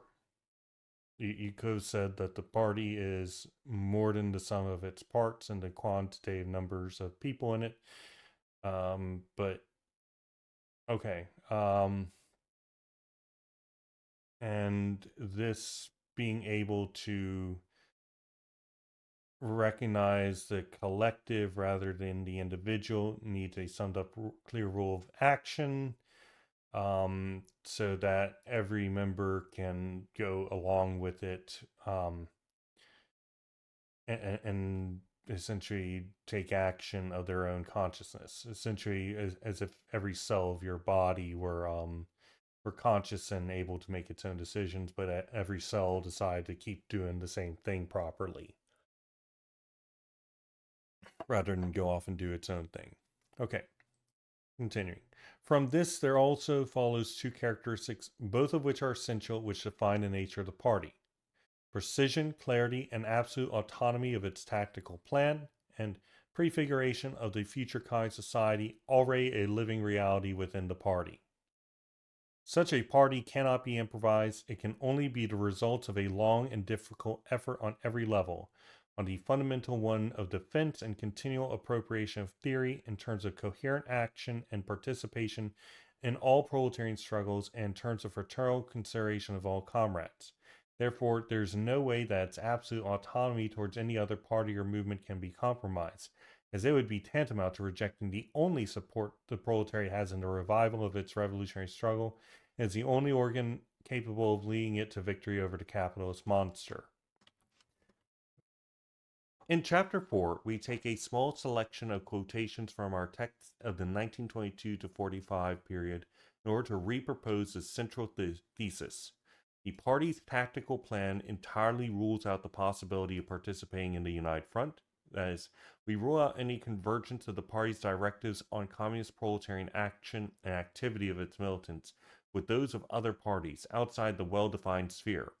That is, anything outside the sphere of proletarian direct action, where action is actual movement, not ideological statements and mere propaganda, where direct is according to the methods of class struggle, non-parliamentarian, non-pacifist, and not a matter of opinion, and where proletarian means proletarian objectives and mobilizing the proletariat separate from other classes.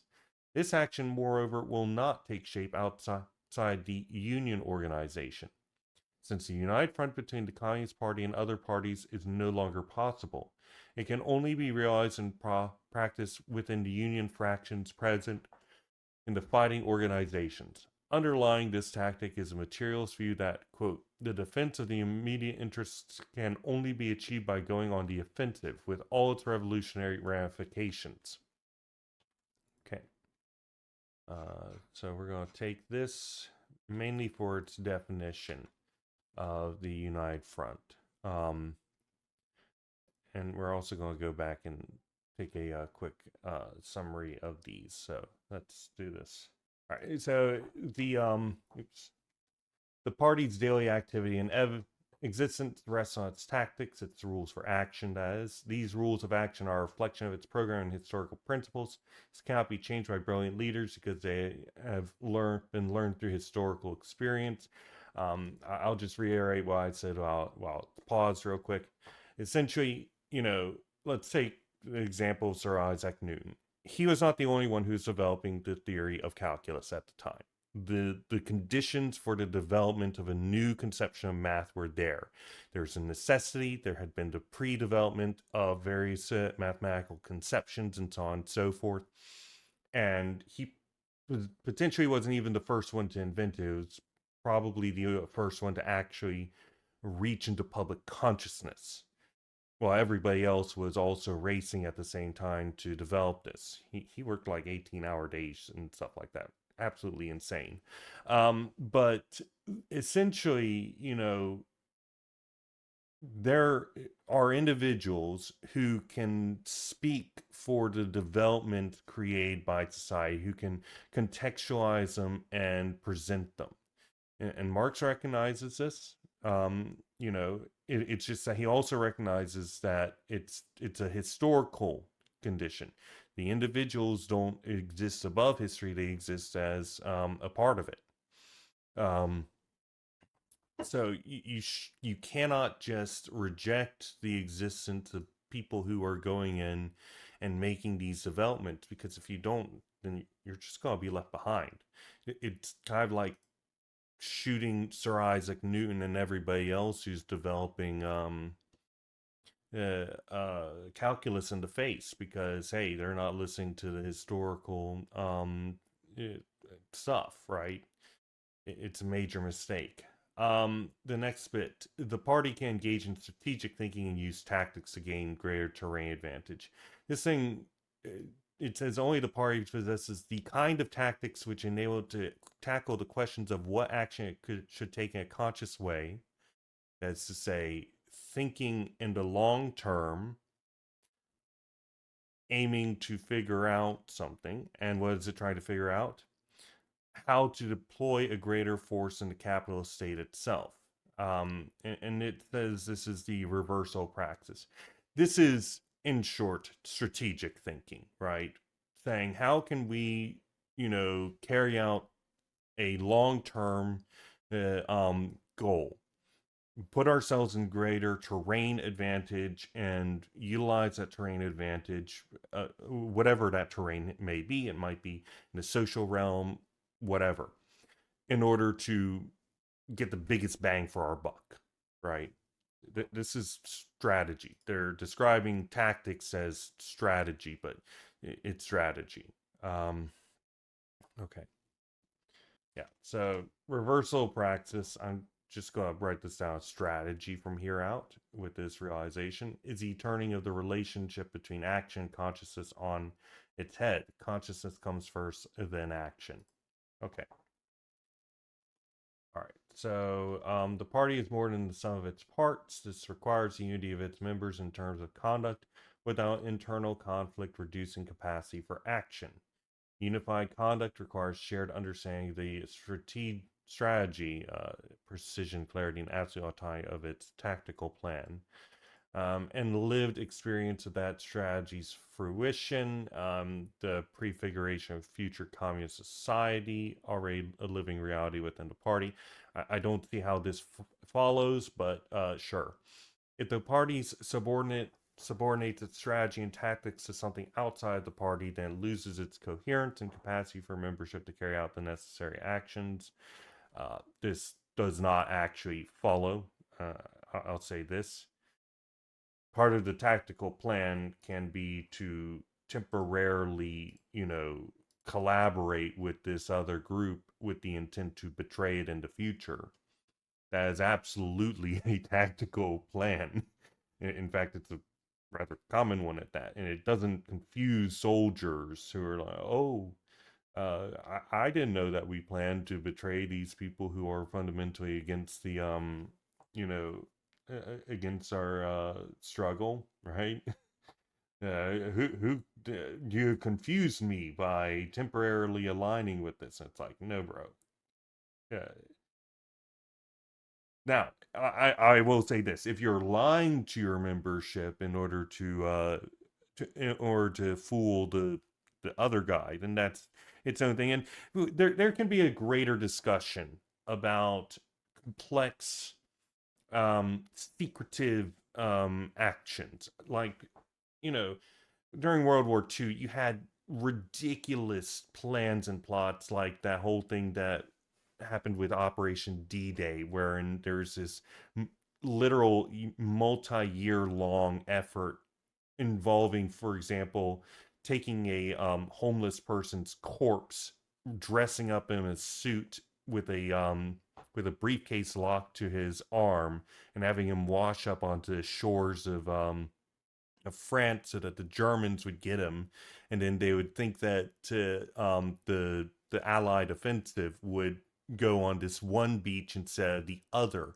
and it was a multi-year long conspiratorial plan in order to misdirect the German forces so that they would be focusing on this. And they even had a thing where, like, they had inflatable tanks sent on ships to make it look like they had more numbers.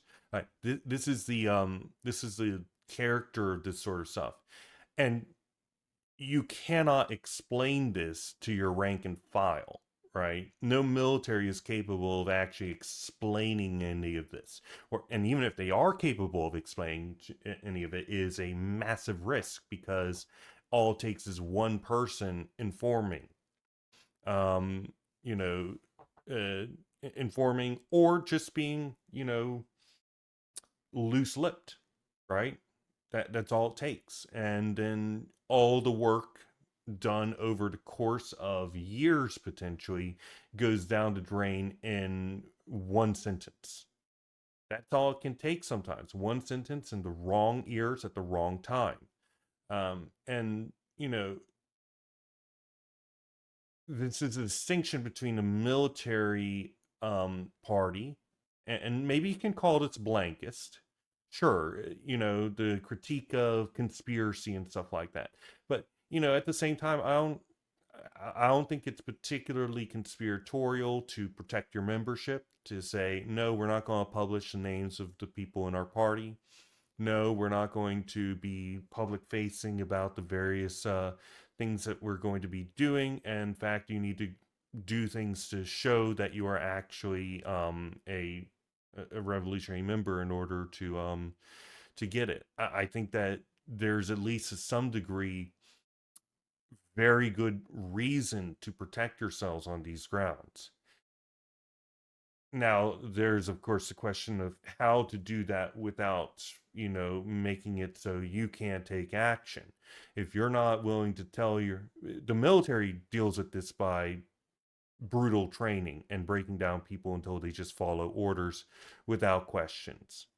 And sometimes they will, and in many modern militaries, especially with small group um, stuff, wet work operatives and stuff like that, they'll have full knowledge so that they can make on the ground tactical decisions. But by and large, the actual rank and file don't really know what's going on. They understand that there's a wider strategy at play, and they've been educated to that effect. They've been told these are the these are the circumstances, you follow these people's orders, and so on and so forth. And this does recognize the eventual transition of the party over to a military format with a strict hierarchy and so on and so forth. Um,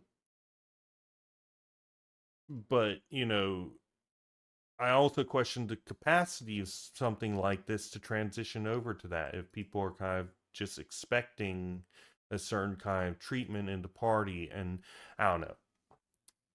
Anyway, let's move on. I just wanted to put those things out there to think about. I don't know the answer. I agree that ideally everybody is a conscious agent with a full understanding of the various actions that are going to be taken so that they can carry it out in an individual manner as essentially a super organism where everybody knows what they're doing and is doing the best that they possibly can with that. I also question the capacity of the party in order to do that while also protecting itself. This is a balancing question. Anyway, all right. So United Front, which converges the party's directives on action with the directives of other parties outside the defined sphere, is uh, is rejected. The defined sphere, which the party can engage in externally, is proletarian direct action. Action is defined as actual material movement, so not things like just propaganda and agitation. Direct is defined as actual class struggle. Um, that is things that can turn revolutionary, so things outside of like parliamentarian action. And then proletarian is actual proletarian objectives that mobilizes them externally from other classes. So nothing that would ally them with, for example, the petit bourgeois. The proletarian direct action is done solely within union organization. I don't know the reason for that, but anyway, the aim is to go on the offensive wherever possible. Okay, continuing. Outside this sphere of activity, which, although sharply defined, will nevertheless be crucial on the road to a revolutionary recovery, quote, the party rejects the maneuvers, combinations, alliances, and coalitions which traditionally get formed on the basis of contingent postulates and slogans agreed on by a number of parties, end quote. Traditionally get formed on the basis. Okay. Outside the realm of proletarian direct action of union organization, the party cannot join with other parties in issuing tactical directives, quote, which involve attitudes and watchwords which can be accepted by opportunist political movements. So I'm just going to put this out here. Can the party engage in opportunism? The answer is obviously yes. Now, can other parties fail to engage in opportunism? Also, yes.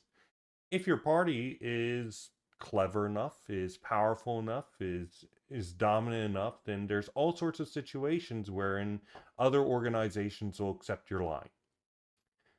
Let's take, for example, the Green Movement, right?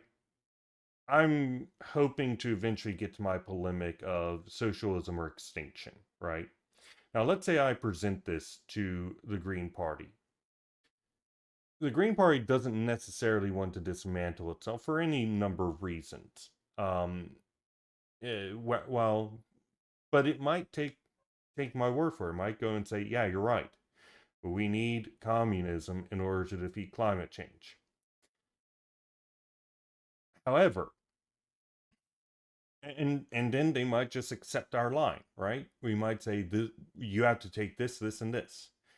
And in those circumstances, there is functionally no reason to say no to such an alliance, so long as it doesn't remove the autonomy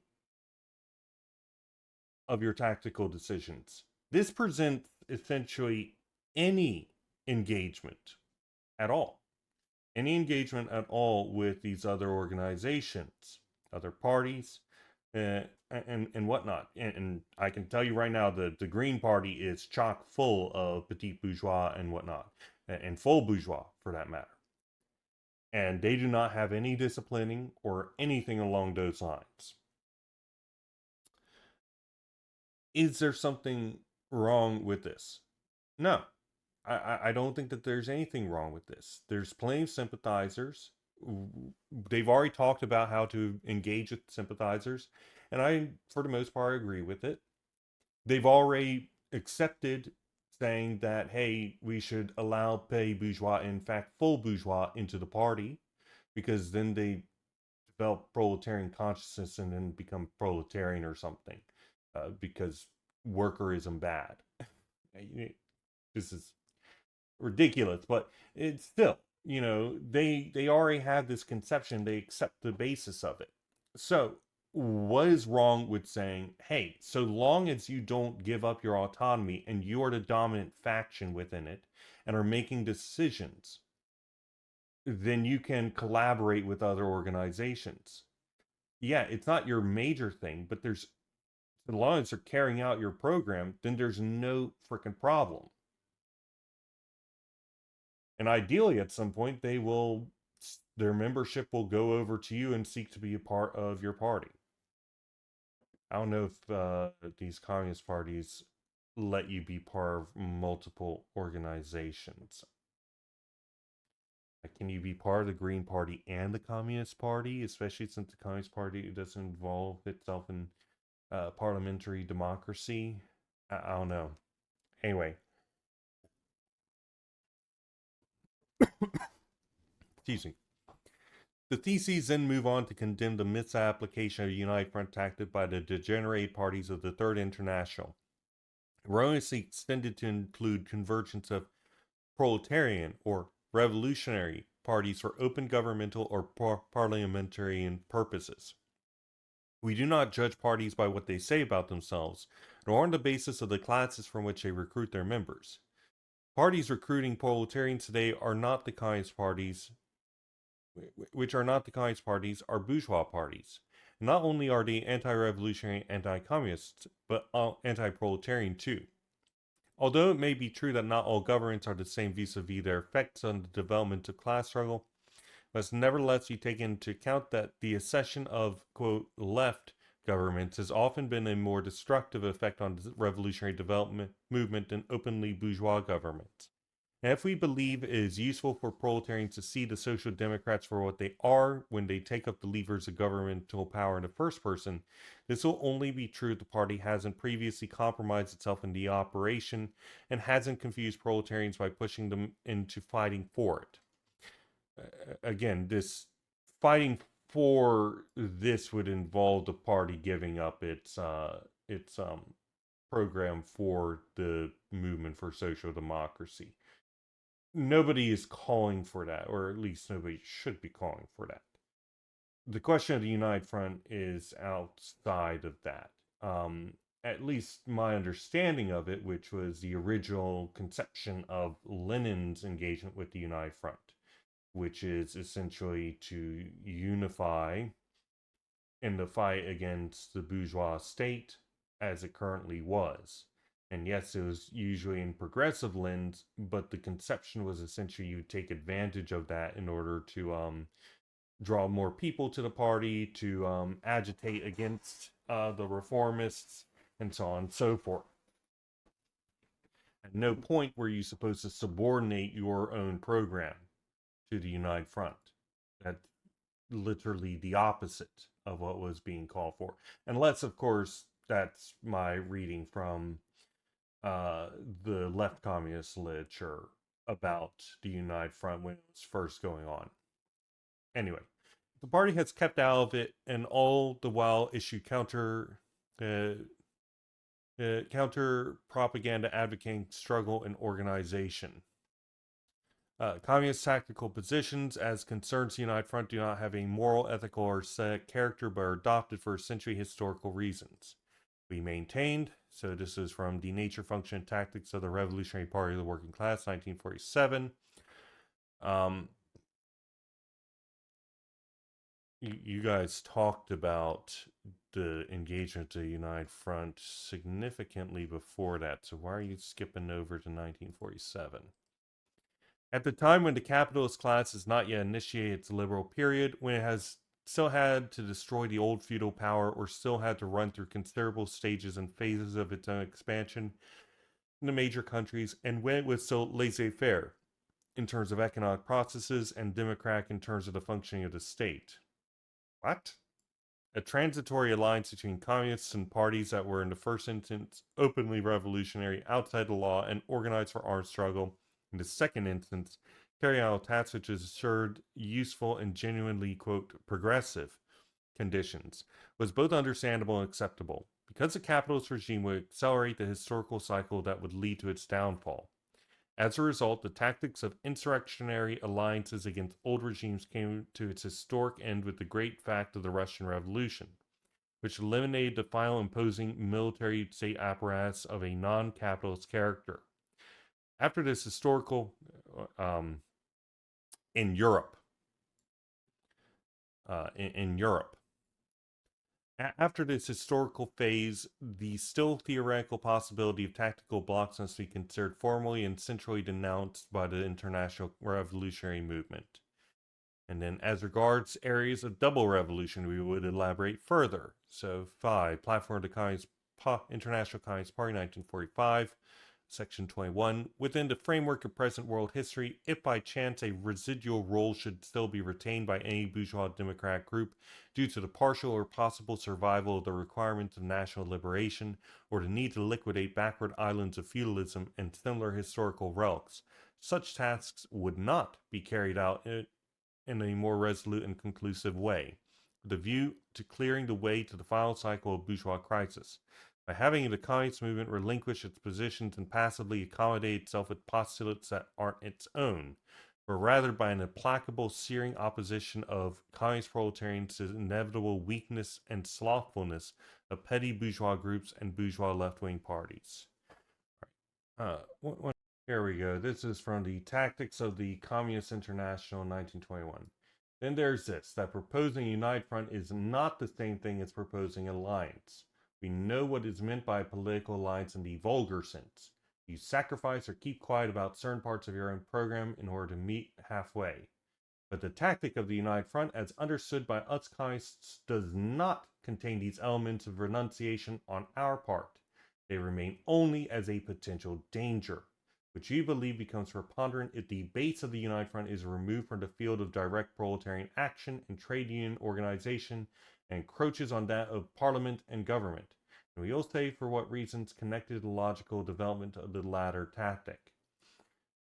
In other words, the United Front doesn't demand alliance or meeting halfway, quote unquote, in programmatic terms. You maintain your full autonomy. You get to continue your criticism of the people that you are in a united front with, as opposed to an alliance with, right? You're not sacrificing anything. You're just doing a temporary alignment in order to push for some sort of action and propagandize within the workers who are getting involved in this in this struggle, right? So this goes against they're conceptualizing a united front, which is an alliance, a marriage between these parties, rather than a simple, hey, we have a short term sharing of interests, and so we're going to get together and just put bodies out there and do shit together, right? Anyway, since 1945, we alone have defended a thesis, given ample treatment in our text, Nature, Functions, and Tactics of the Revolutionary Party, which states that the current phase of capitalist power presents peculiar economic and political features indicative of the final phase of the unitary and thoroughly rotten capitalist mode of production.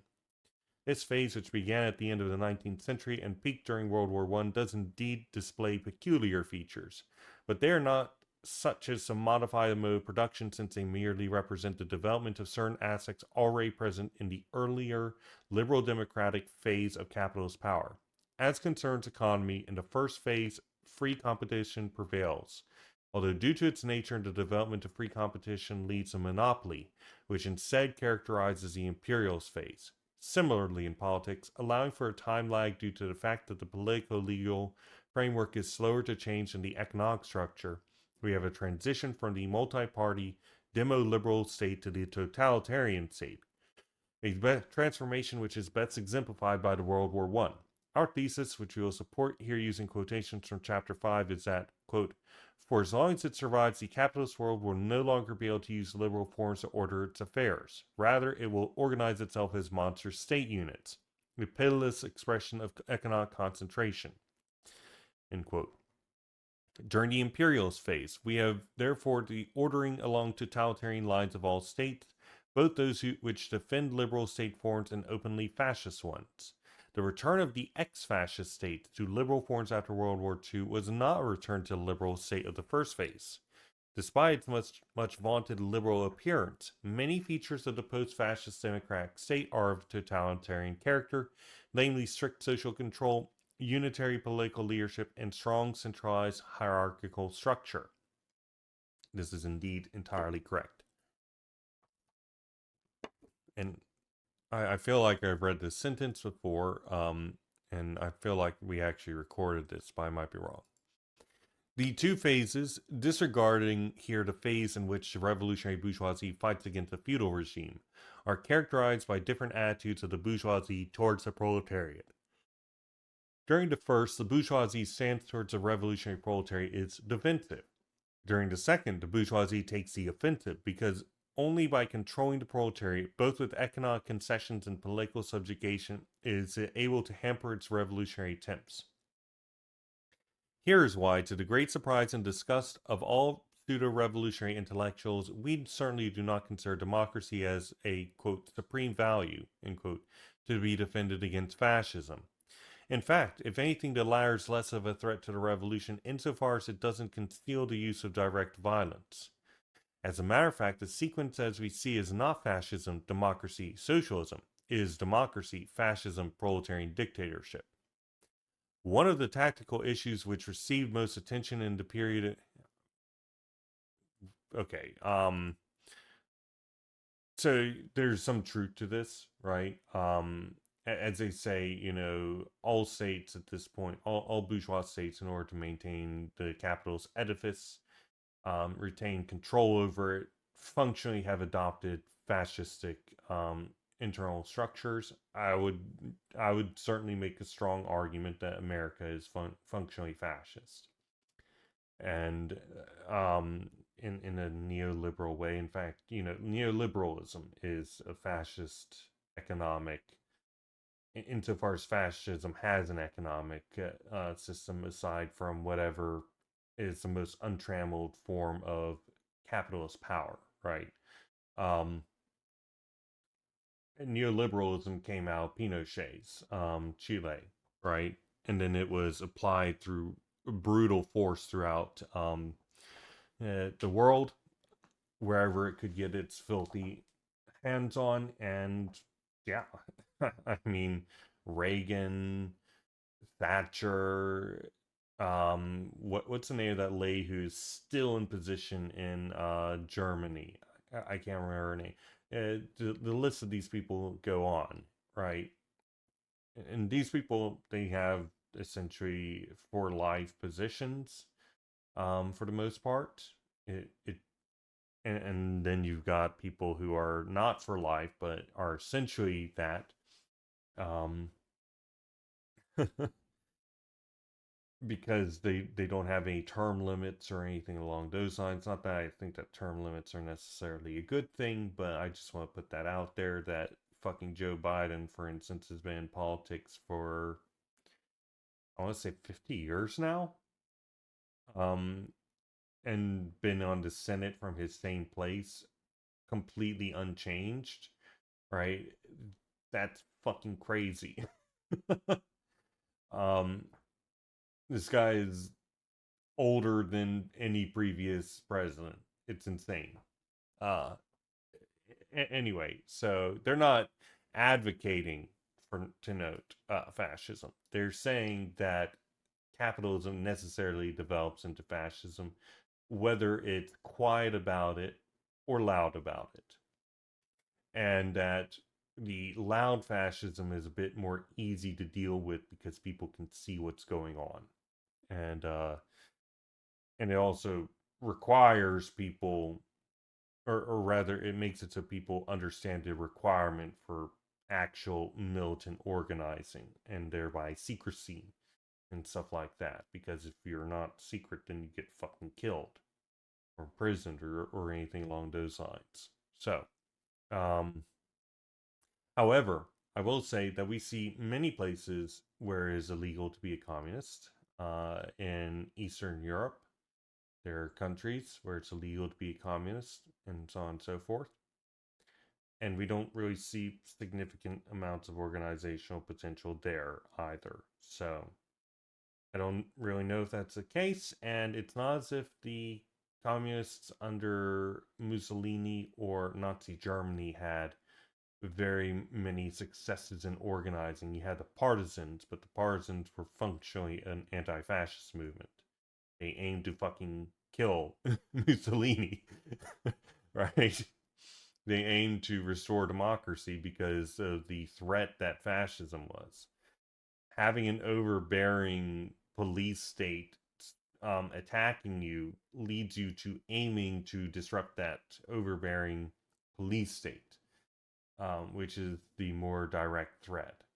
It can involve, mind, attacking capitalism, and that requires a party, but it's very difficult to have a party outside that. And Lenin, to right, Lenin under the Bolsheviks, sorry, Lenin under the Russian state, right? The Russian imperial state was brutal, absolutely fucking brutal. To torture, murder, assassinations, constant attacks on any organization, um, secret police. The list goes on and on. The Bolsheviks required incredibly secretive organization the entire way through, and a fundamentally militaristic line with compartmentalization, people organizing in secret and going and essentially having special operatives in the form of the Iskra distributors. We read about that. We'll go back to it eventually, but right, it started out as a military organization because of the pressures enforced on it by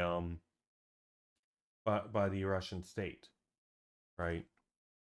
Anyway, so really, what fascism, out and out fascism, creates is the need for the party to take on a military structure.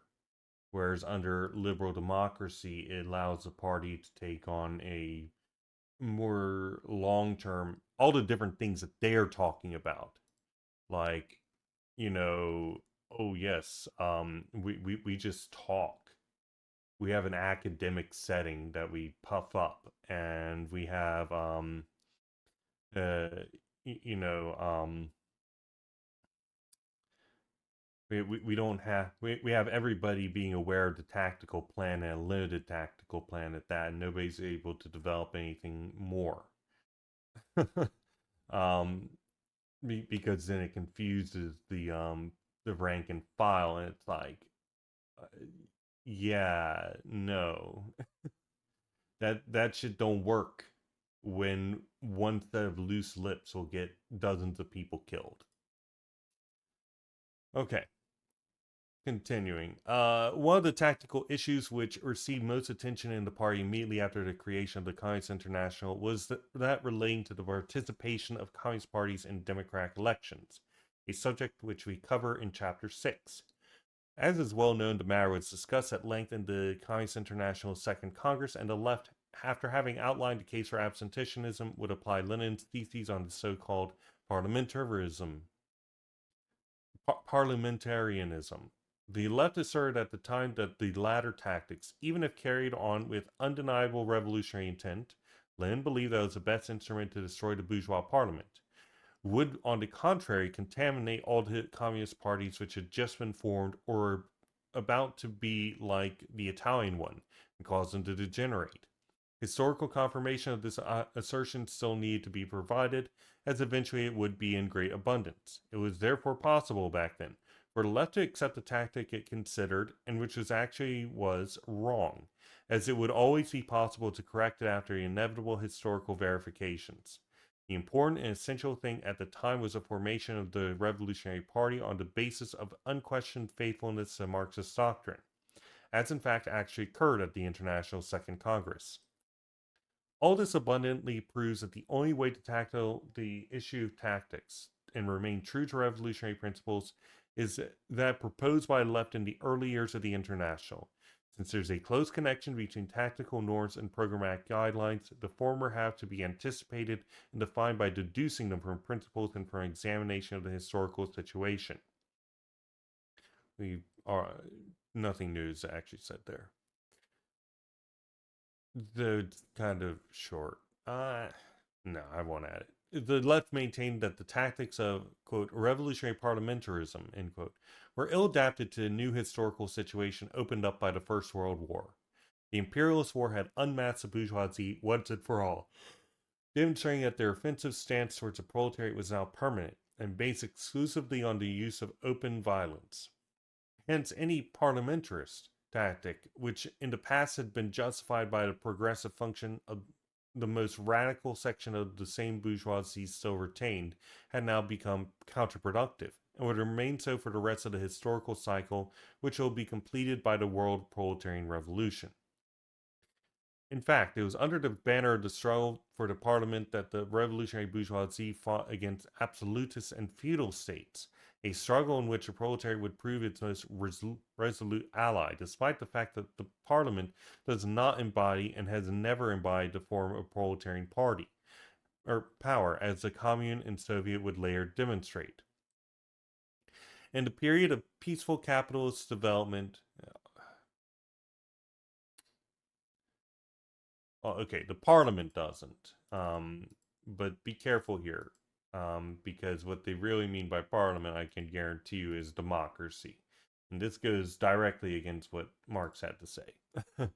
Anyway, in the period of peaceful capitalist development from the end of the 19th century to early 20th, the young socialist parties, using correct revolutionary tactics, participated in the democratic elections in order to attain greater influence within the proletariat class.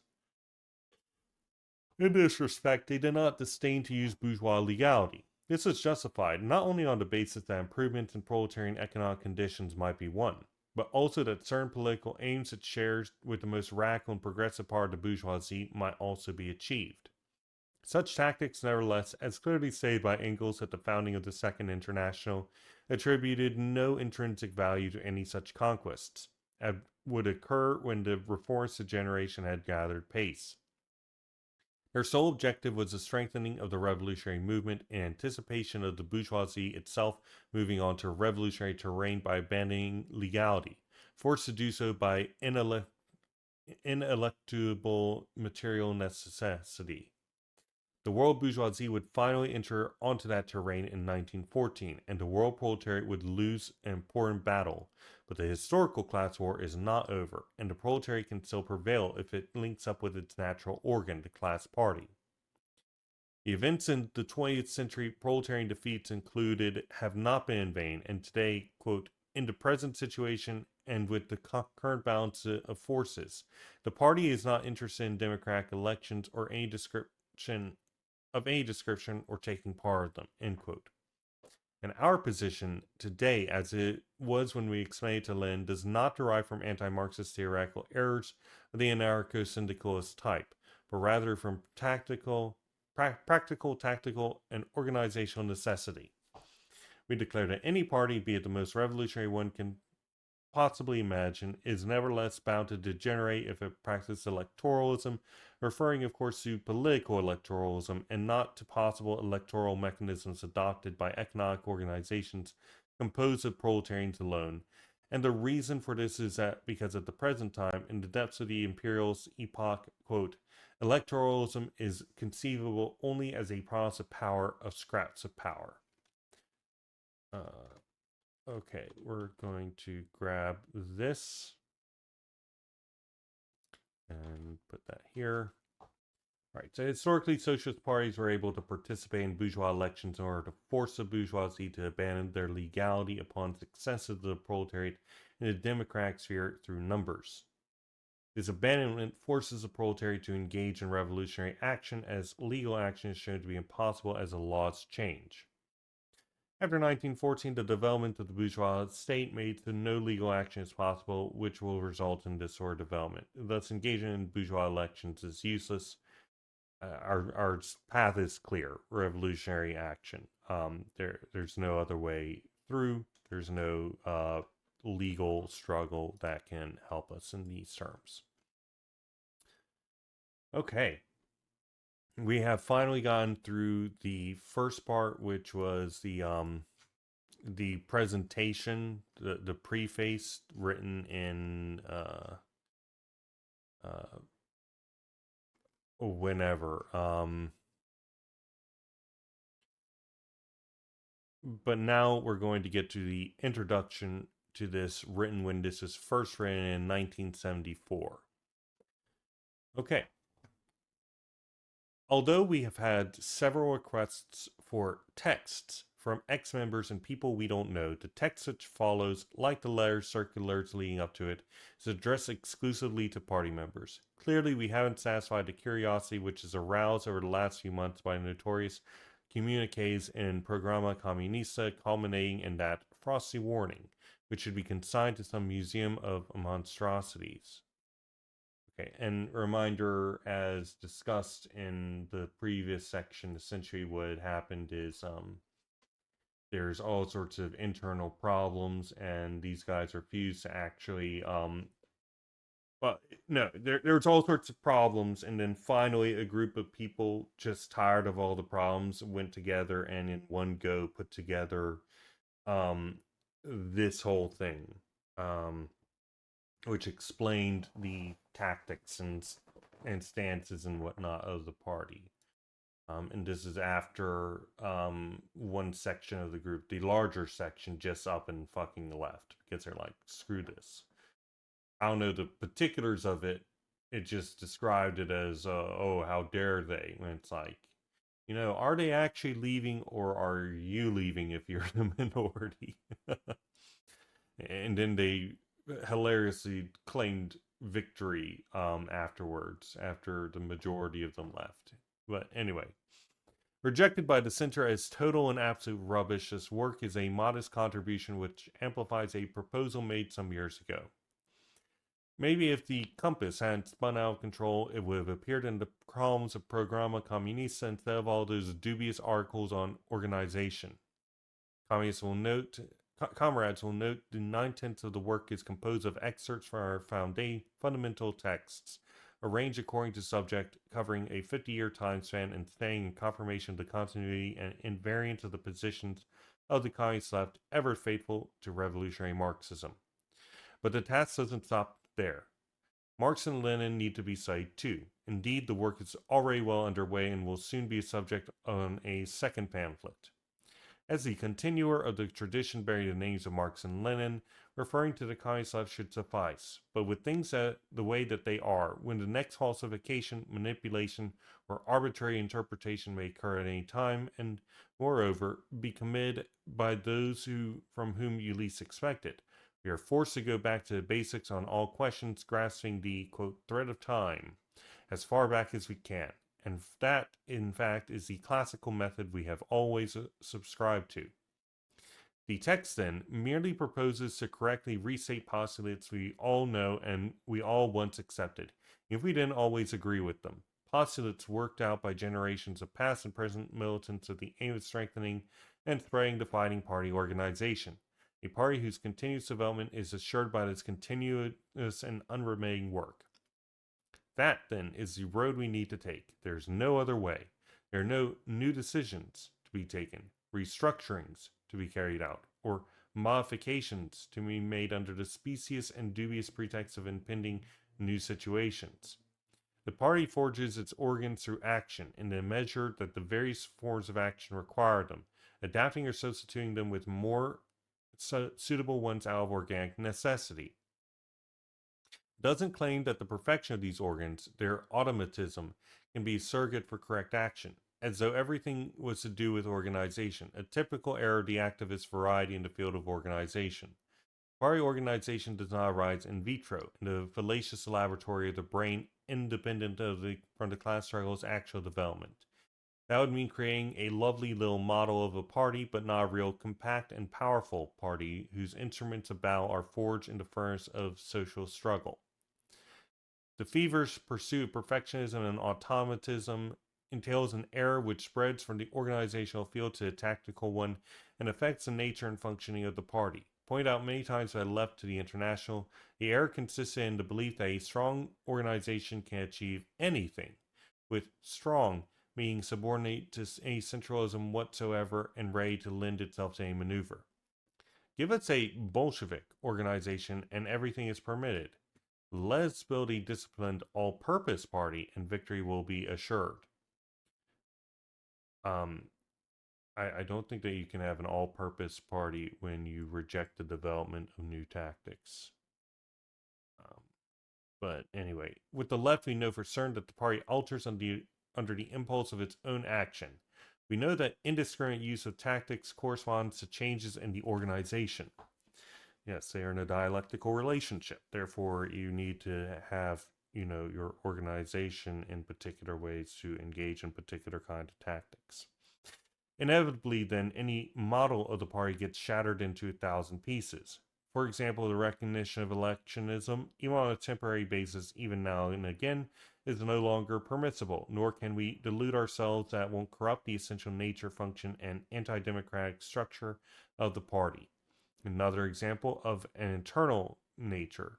Nowadays, you can't launch political struggles with impunity inside the organization and claim not to know the way of working is bound to become the norm. A handy way of resolving every problem with periodic splits in the organization as consequence. You descend into the famous fractionism from above. Regarding that as Leninism would be to caricature Lenin. Okay. We'll add this. And we'll add this.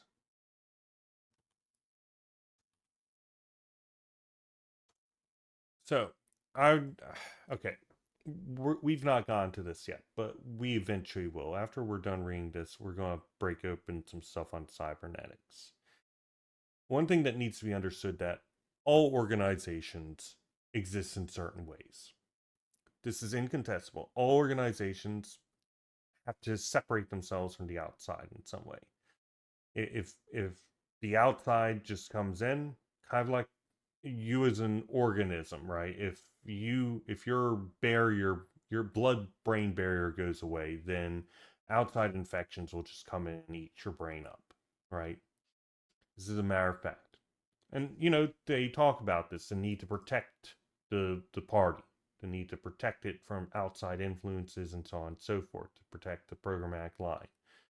If you remove this distinction between from the inside and the outside, then essentially the organization will just collapse. That's a matter of fact. There's no question to this. It's just the reality. All organizations need some way to self-audit. How that functions is, its own thing, right? There's all sorts of ways that you can do the self-auditing. It's just matter of fact. But all organizations have to have some way to monitor their internal state, monitor the outside state, and take the inputs they want and reject the inputs they don't want, and produce the outputs they want and reject the outputs that they don't want. All these things are necessary. And some ways of dealing with things are better than others. I think that we can all agree. You know, you have auditors that are pieces of shit with some sort of incontrovertible organization that just runs roughshod and makes it so the organization can't do anything, right? That happens all the time.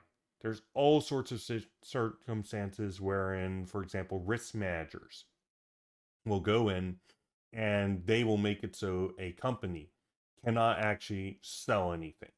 They cannot enter into any financial decisions or anything because the risk managers say, no, too much risk, too much risk. And it's also the other way around. Sometimes the salespeople are way too powerful and risk management just gets run roughshod. And what happens? They sell everything all the time, and they don't pay attention to the actual inputs from their to the people they're selling from, because the individual inputs are just interested in these particular things. And what's the result? It fucks over the organization. It ceases to have variety. It ceases to be what's the term? Not a valid organization. I can't remember. Viability. That's it. Viability. The organization loses viability. Now that doesn't necessarily mean it dies. That doesn't necessarily mean it goes away. But what it does mean is it loses capacity to reach its full potential at any given time. Um, where's the actual thing I'm looking for? Cybernetics. Beer.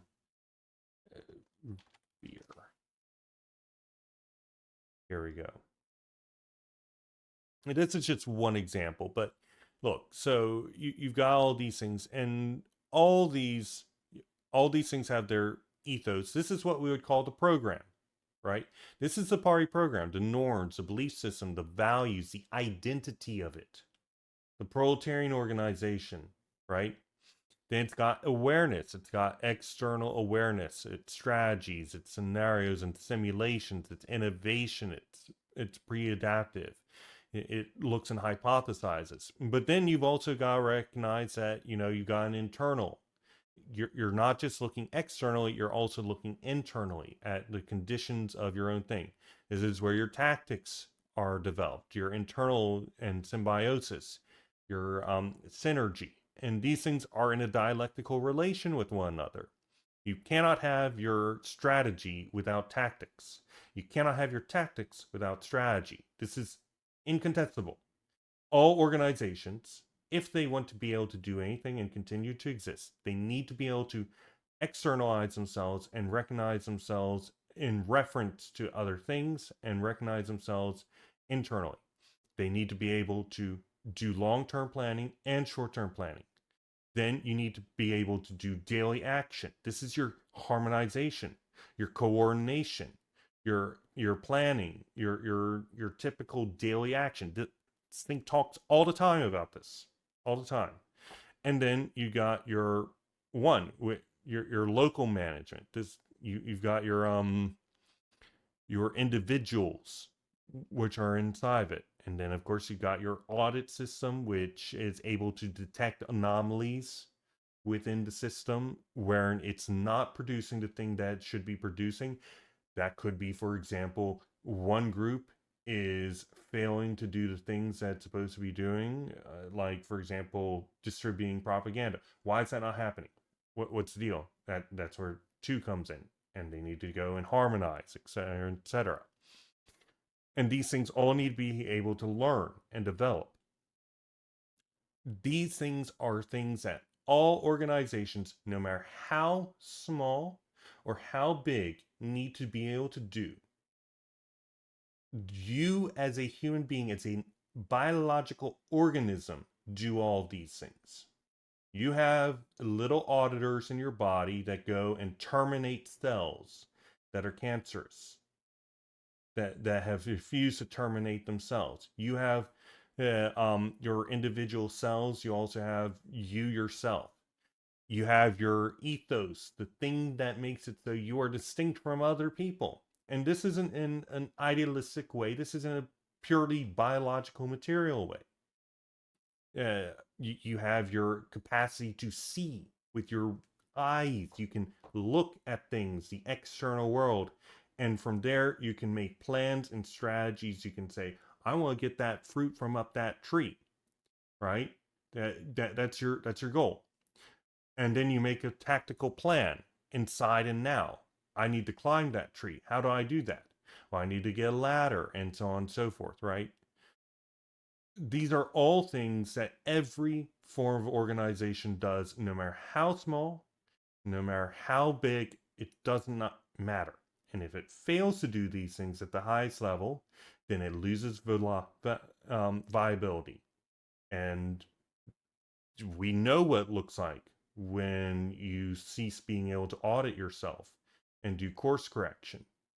You get cancer. You get sick. We know what happens when you're not able to keep your identity stable and keep the stuff you don't want out right from the outside in. You get sick. You get diseases coming in rather than just food and energy. We know what happens when your optimization of self-organization doesn't work, right? Uh, that would be, for example, you developing some sort of cyst or something along those lines. We know what happens when the individual parts of your body don't work properly. All these things, it doesn't matter what it is. So, what I'm trying to say here is we can say universal things about organizations.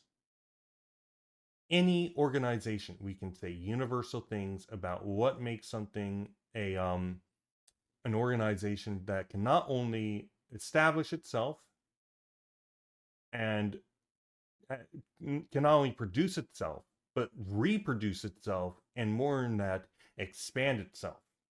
We can say what kinds of organizational forms are capable of reproducing, of expanding, and so on and so forth, and what sorts of things are not capable of doing that. And we can say why and how and where one organization is losing viability and where it isn't. Right? These are all things that we can say. We can do an actual study and say you need to focus more on auditing. You've got all these groups that aren't carrying out the duties that they need to do. You need to figure out how to make it so that they do that, right? And this is a thing in flux. These are dialectical. They're in relation to one another. Your strategy and your tactics are in relation to one another. So this conception, right, that oh yes, the model of the party just fails completely. If you were trying to go in and make a model that is, if I'm trying to rip the Bolsheviks model and apply it to my own conditions, yeah, that'll fucking fail. Obviously, nobody wants to do that. However, what I can say is I can create a dynamic organizational scheme, a model that is able to fit under different conditions because it relies on that universal basis. This, none of this stuff actually argues against it, but what it does argue is essentially that the party is spontaneous. That's really what it argues, that you can only develop your party in action. There's no prefiguration, except they talk about that all the time. This stuff is wrong, right? By their own words. They talk about the capacity for prefiguration. They talk about the inverting of praxis or whatever. They talk about all this, but then when it comes time to talking about the actual organization of the party, they balk. They say, no, we can't do that. We can't say anything about, for example, the need to make some sort of organizational structure which is capable of looking at the other organizational structures and making sure that they are doing the stuff that they say they're going to do.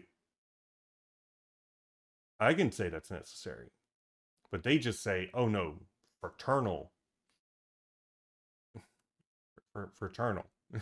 Well, what happens if somebody's not acting in a fraternal way, right? You need to have some sort of system in place to deal with that if they're not acting in a fraternal way. And yeah, it could mean you just kick them out. I don't think that's particularly sustainable, though. I think that that's really harmful for your viability. Um, No, of course, I gave the example of the body, which just terminates cells when surpass their due date, right? Just fucking kills them if they don't kill themselves. And all the cells come prepackaged with their own termination date um, from the very from their very conception, even though they technically could keep on going forever, like a cancer growth. Uh, anyway, um, still, we're going to uh, we already got that. Um, okay, anyway, I'll come back and summarize these later and perhaps engage them in theory. But with that said, continuing, the party's correct function can neither be referred to special organizational structures nor to the use of political means within the organization. Party strength doesn't depend on organization per se. The correct formulation of the organization is strong and functional in the measure that adheres strictly to a program and consequently develops correct revolutionary policies. The opposite of that, as the correct revolutionary policies and strict adherence to program are established in the measure that the organization is strong and functional, is false. It's sound. It's one of the features of opportunism. In order to carry these things out, you need the organization. And the organization needs to be capable of carrying them out. It's in a dialectical relationship. This is obvious to anybody who sits down and thinks about it for 2 seconds. You cannot take action, the tactical action that you want to do, without the organizational form that is capable of carrying out those tactics. And those tactics cannot be developed without being able to take action, right? Which again requires the organization. The necessity to take action develops the need for the organization. These things arise at the exact same time. The exact same time.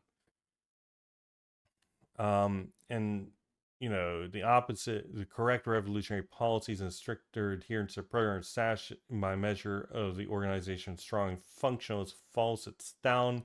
Some of the features of opportunism. Again, they're completely cutting out this side thing and they're just saying, oh, to talk about the necessity for a strong organization is opportunism. No, it's not. It's obviously not. You need both. Okay. Anyway, we see in the latter the phenomena of Bolshevization in reverse. Before, organizational distortions are a result of errors made in the tactical field.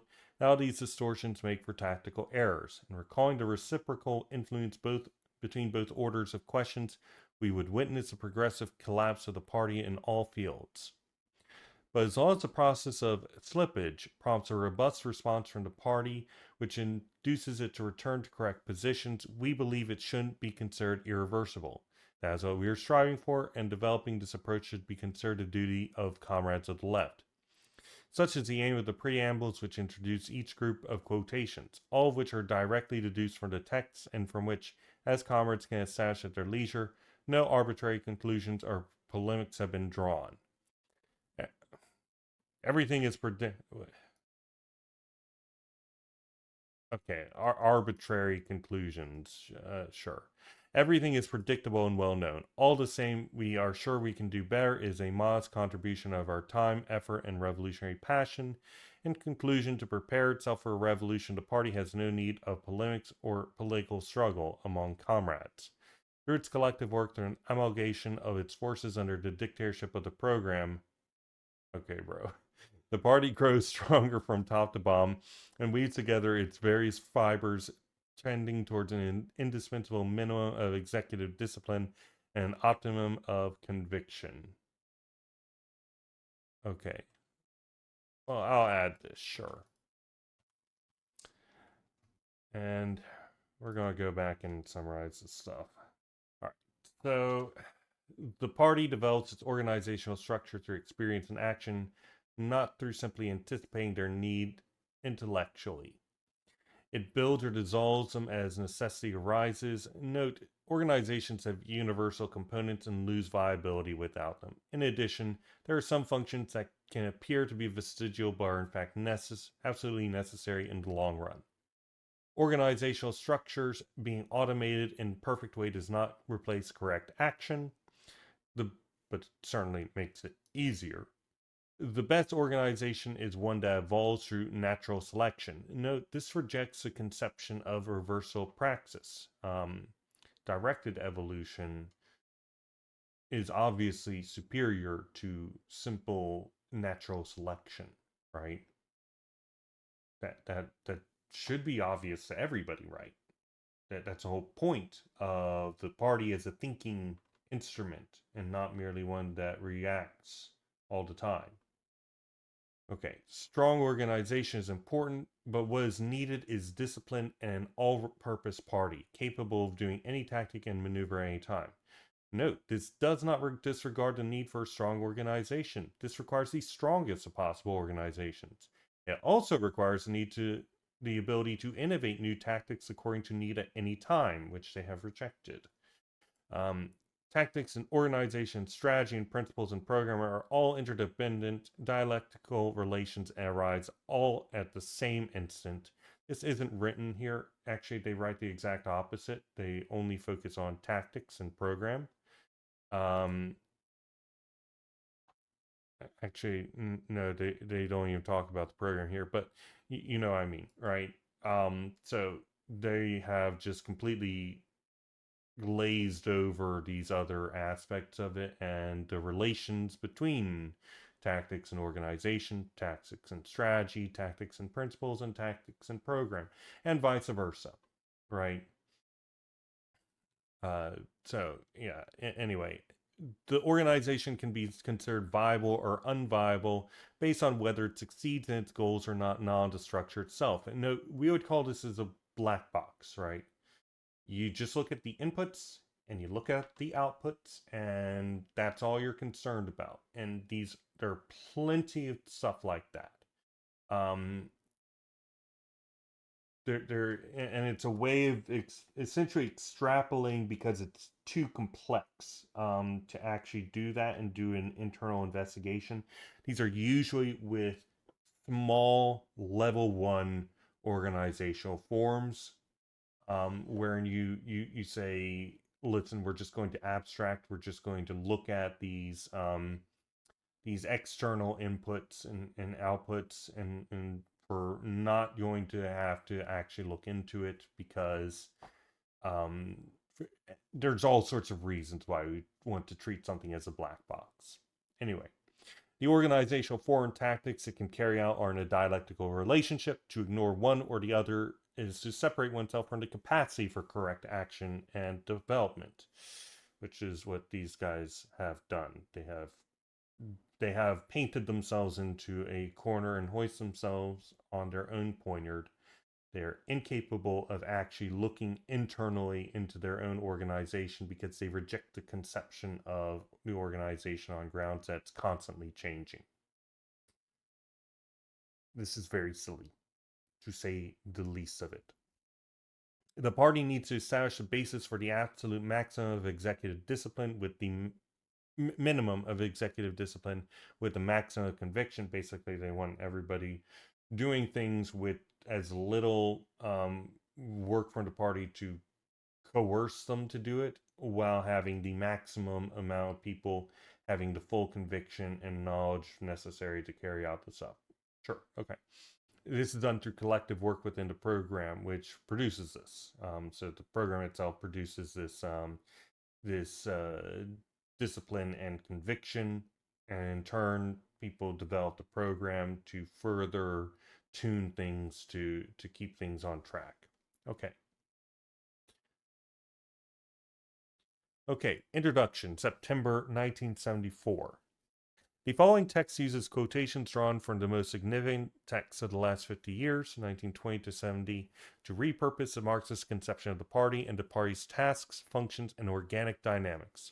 Under the crushing blows of the Stalinist counter-revolution and no less fed post-Stalinism, only the communist left of Italy managed to keep this conception in line with that of Marxism and the Third International, constantly defending blah, blah, blah, blah, blah.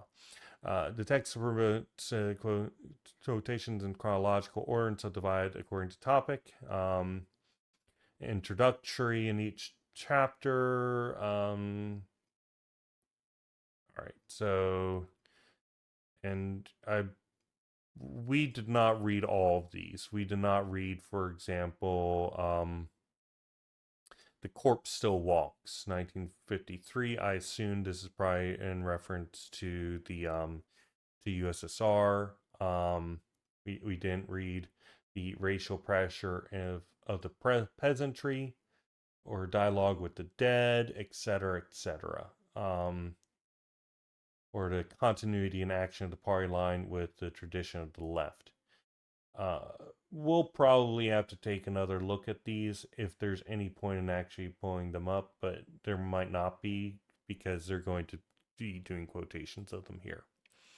Anyway, as the reader can see, is all the historical patrimony of the Communist Left and the International Communist Party, which arose on the basis of the Communist Left positions in 1952, and is here reclaimed and restated in its entirety. The necessity for a comprehensive restating of this historical patrimony is linked to the troubling events which have affected the organization of the International Communist Party over the past few years, prompting the need for a new party organ, Il Partito Comunista, to be set up as the organizational point of reference for all those wishing to militate on the left's positions.